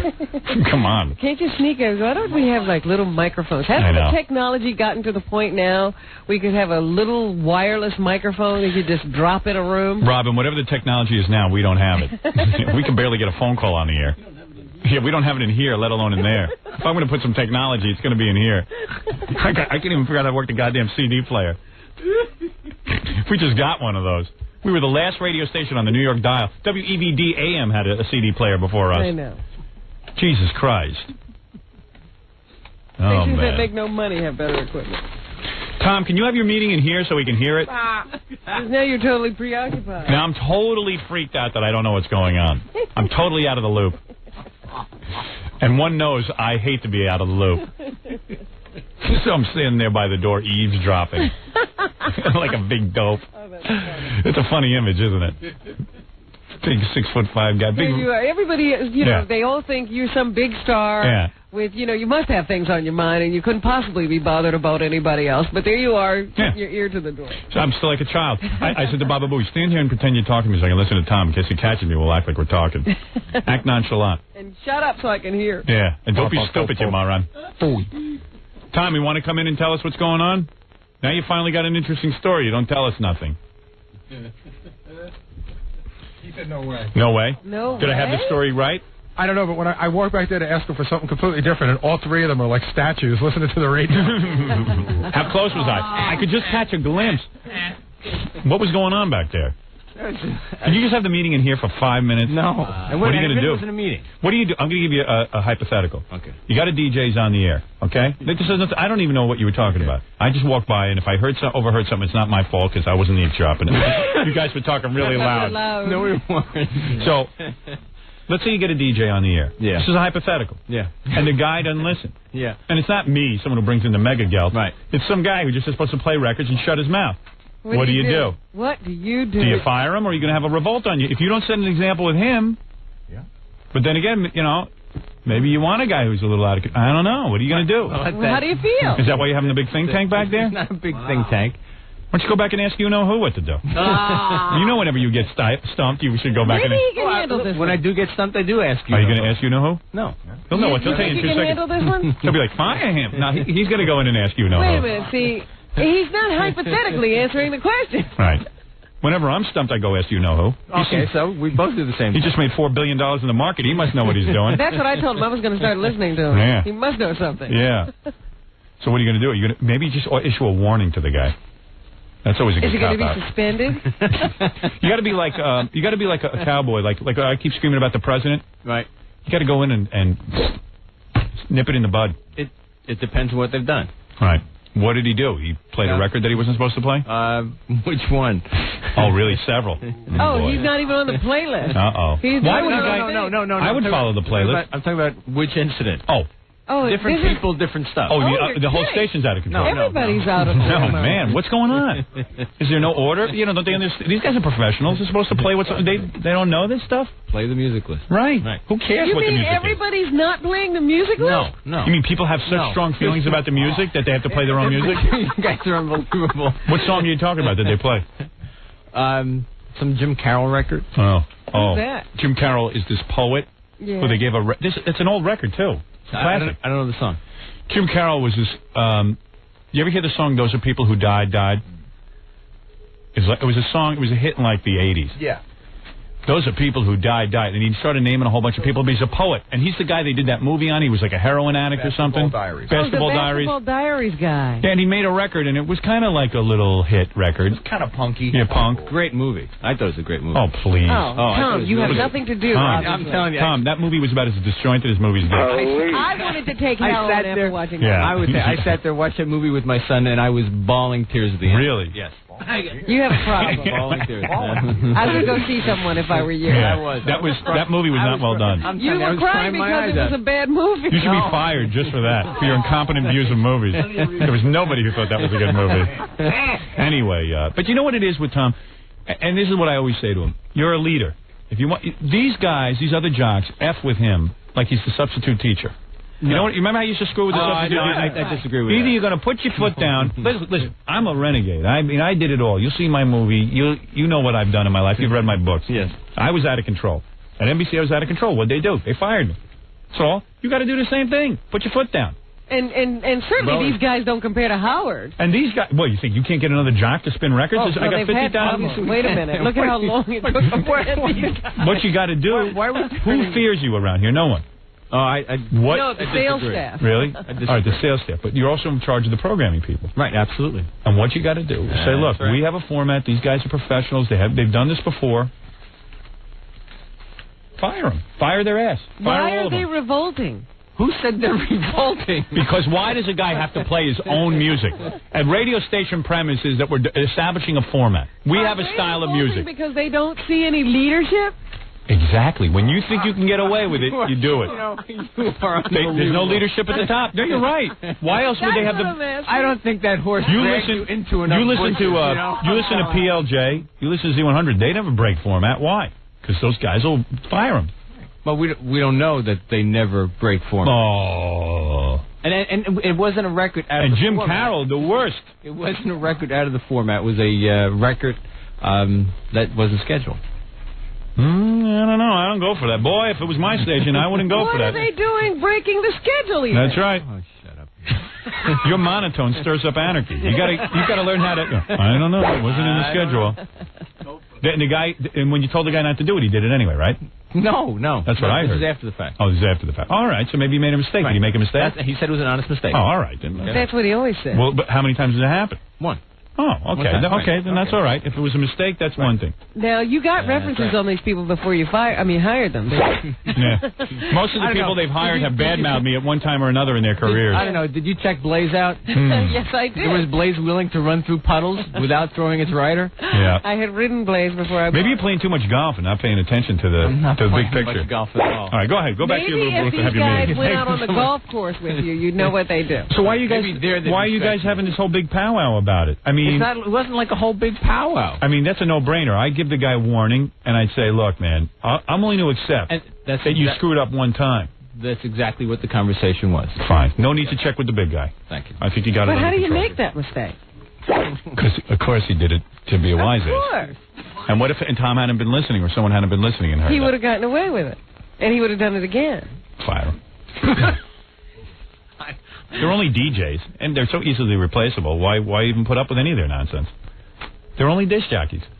An idiot can spin records. A monkey. They've Hire got a monkey. Stuttering John doing it. So lose them. Set an example. Thank you. Thank you, Bob. Sound like he's a salesperson who can earn his weight. I know what I'm saying. All right, go ahead. So funny. You know what? The other day I happened to be listening to Stuttering John after we went off the air. Yeah. And they're now trying to teach him how to run the board. Yeah, well, so, who cares? Good luck. Yeah. That'll be fun to listen to. Mechanical ability. Anyway, hey, Robin, come on. We should do the rest of the news. That's right, We're screwing around with Tom, trying to straighten him out. The Olympics ended last night. They had the closing ceremonies. Here is one of the Olympic officials saying, closing down the event. Oh, it's over? I didn't even get to watch anything. I was going to start tonight. Well, you missed it, Howard. What's the guy's name, please? Is it Billy Payne? His name is number 2, yes. Number 2, Billy Payne? All right, here they are closing the Olympics. As you, the athletes, the Olympic family. I got stuck watching girls basketball last night. I turned that was right the only thing that was on. What you didn't a bore. get stuck. That was it. And sports fans leave Atlanta, please take with you the certain knowledge that our efforts on your behalf have been given joyfully, have been given abundantly, and have been given with a statement of our sincere gratitude. Only 2 dead after the Olympics. Not bad. 2 more for being permitted to share with the world the wonderful human spirit which radiates from our city. Goodbye and Godspeed. Shut up! Sit down! All right. So anyway, that was one of the speeches, and they had a lot of people performing. Gloria Estefan, Boyz II Men, bunch of country people. Country people. And here's Stevie Wonder. It was the Centennial Games, so he was singing Happy Birthday to the Olympics. Why doesn't he just play some of his hits? He's always singing. This is one of his hits. Is it Happy Birthday? Yeah. Oh, Jesus. What happened to him? He used to be so cool. Talking Book. That record was good. Stevie thinks he's at a Knicks game. Sounds like he's lip syncing. That production is a little too clear. We're listening to his record played through a megaphone. What was he wearing? Who dressed him? Was he wearing a dashiki? I wasn't paying really close attention. Has anybody told him styles change every once in a while? You know he just got married again? Yeah, that was a good move. Dashiki. He's really good at getting married. He had a blind date. That's how he met. Oh. That's pretty funny. He writes the joke. Couldn't resist. What else is in the news, Robin? So anyway, the Olympics are over. Everybody's wondering who's going to make the big payday, what athletes will come away from this being major stars because of their performance. Everybody's pretty sure Carrie Strug, the girl who vaulted on her bad leg, will be remembered greatly from these games, as well as Michael Johnson, the runner. At this time, Wheaties, which is one of the... Who eats that crap? I don't know. Wheaties, all this dilemma, we don't know who to put up from the Olympics on our box. Who gives? That was the question. The most asked question was who's going on the Wheaties box from this Olympics. Put goddamn Betty Thomas, my director, on the Wheaties box. Woman's done double duty. Well, what they have decided, there are going to be 5 different Wheaties boxes. Oh. Boy, they're really hyping me. I just got to eat that crap. Anybody ever taste Wheaties? I don't know what they are. Are they flakes? I'd rather eat the box. Wheaties. I have never had Wheaties. It's such garbage. I can't even believe it's still around. But it's a big deal to be on the box, and I guess it's a big deal for them to get people on the box. So they're going to have 5 different boxes because they figure so many different athletes need to be honored. The whole U.S. gymnastics team will be on one box. You know what's the crappiest cereal? Trix. That is the biggest. Trix are for kids. Trix are for idiots. Trix is the worst. I used to love Trix. I used to force my mother to buy because I love that rabbit and all that crap.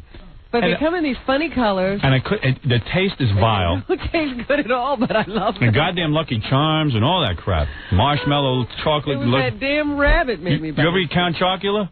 Yes. Oh, so sweet. Or maybe it was Cocoa Puffs. I had Cocoa Puffs. And what's the one that had the marshmallow bits? Wasn't that the Lucky Charms? Lucky Charms. What garbage. Tastes like a sponge. Marshmallow bits my ass. Magically delicious. Oh, my God. They make the worst crap cereal. Cereal that is nice is like, I eat shredded wheat or Raisin Bran. Cheerios are nice cereal. Even Sugar Pops.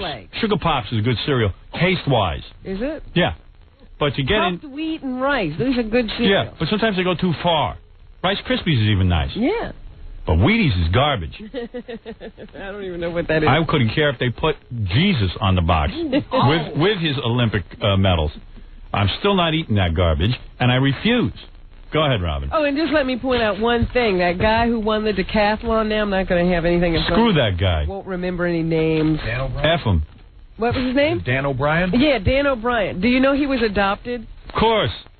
That's why he can run so fast. He's trying to get away, find his real parents.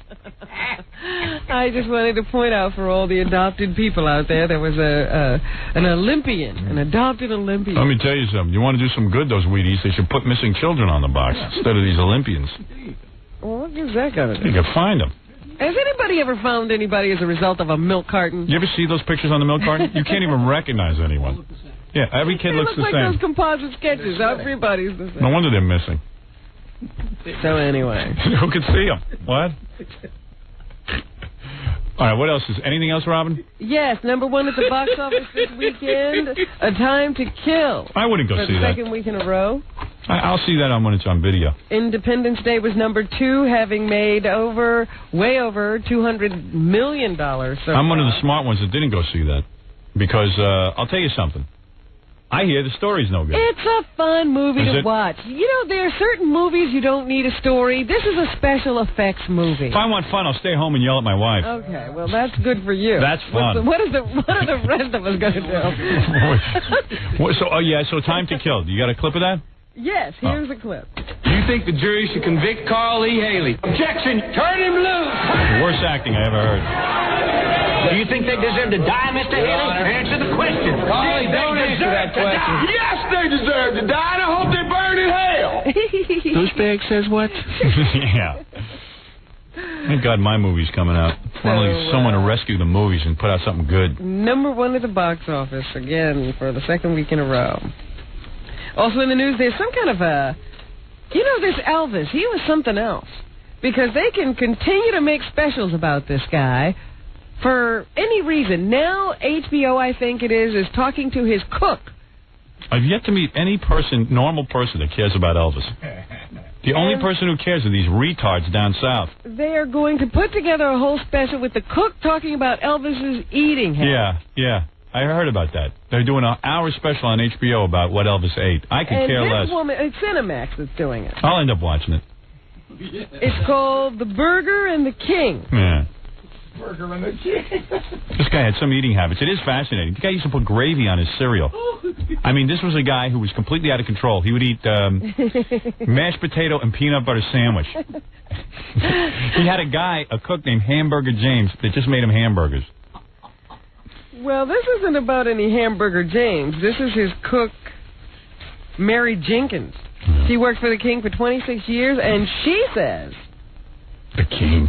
That eating was the only thing he got out of life. It was the only thing he loved. I'm very happy. Women was always bad to me, and I only was attracted to virgins at 14-year-old. But the food always satisfied me, as long as it resembled the food that I grew up with my mama. Let's talk about the King's breakfast. That's easy. I would love to eat chicken and ribs and McDonald's. No. Marshmallows and fries. Homemade biscuits. Crispy potatoes. Homemade biscuits fried in butter. Lucky Charms. Sausage patties. 4 scrambled eggs. And sometimes fried bacon along with that. One of the most peculiar things I love my mama used to make for me was Lucky Charms and meatloaf. Oh. She would just add a little nutmeg and pork chops and bananas and chuckles and cook it all together, in a stew. And that would be my breakfast.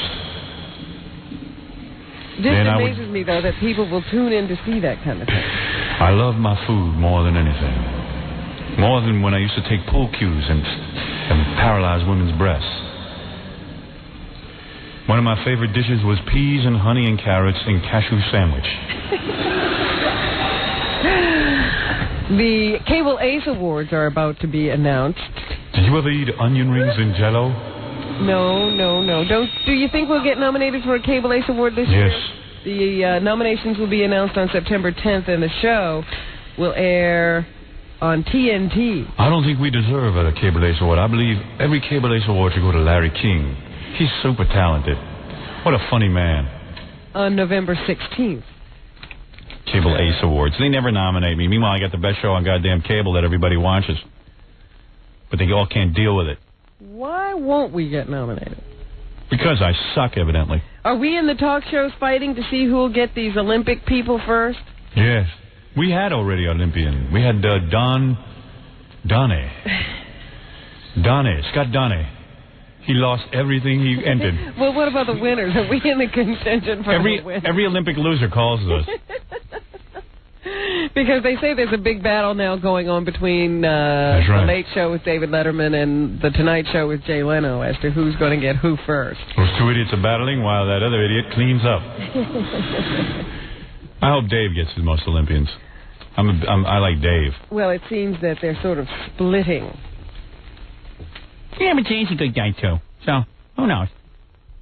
But Dave's in my movie, so who knows?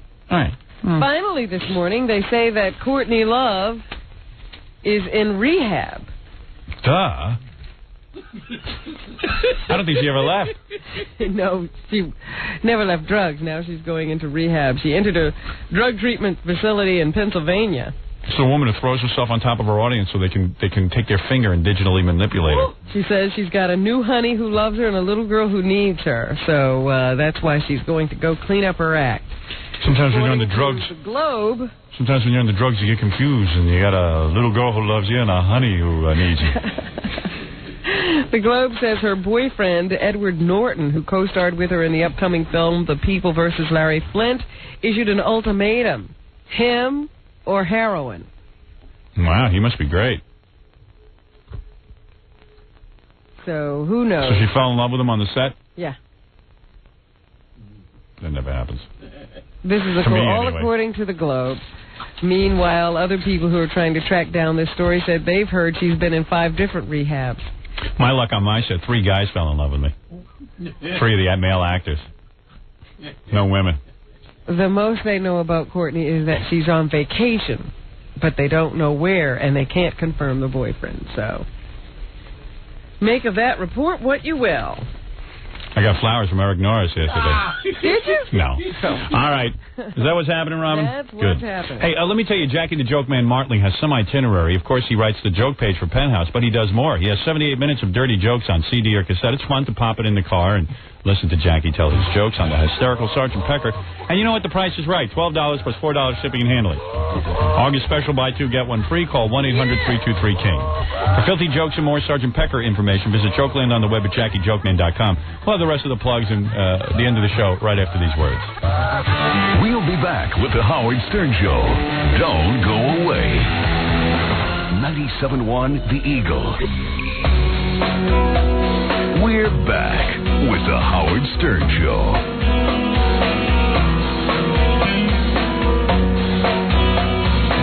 Let's do the plugs and then leave. As for plugs, there's only one for today. If you're planning a wedding or a party and you need a DJ, call Scott the Engineer's Rocket Entertainment at 718-BAG-5040. Okay, everybody, thanks. We'll be back tomorrow. We'll see you then.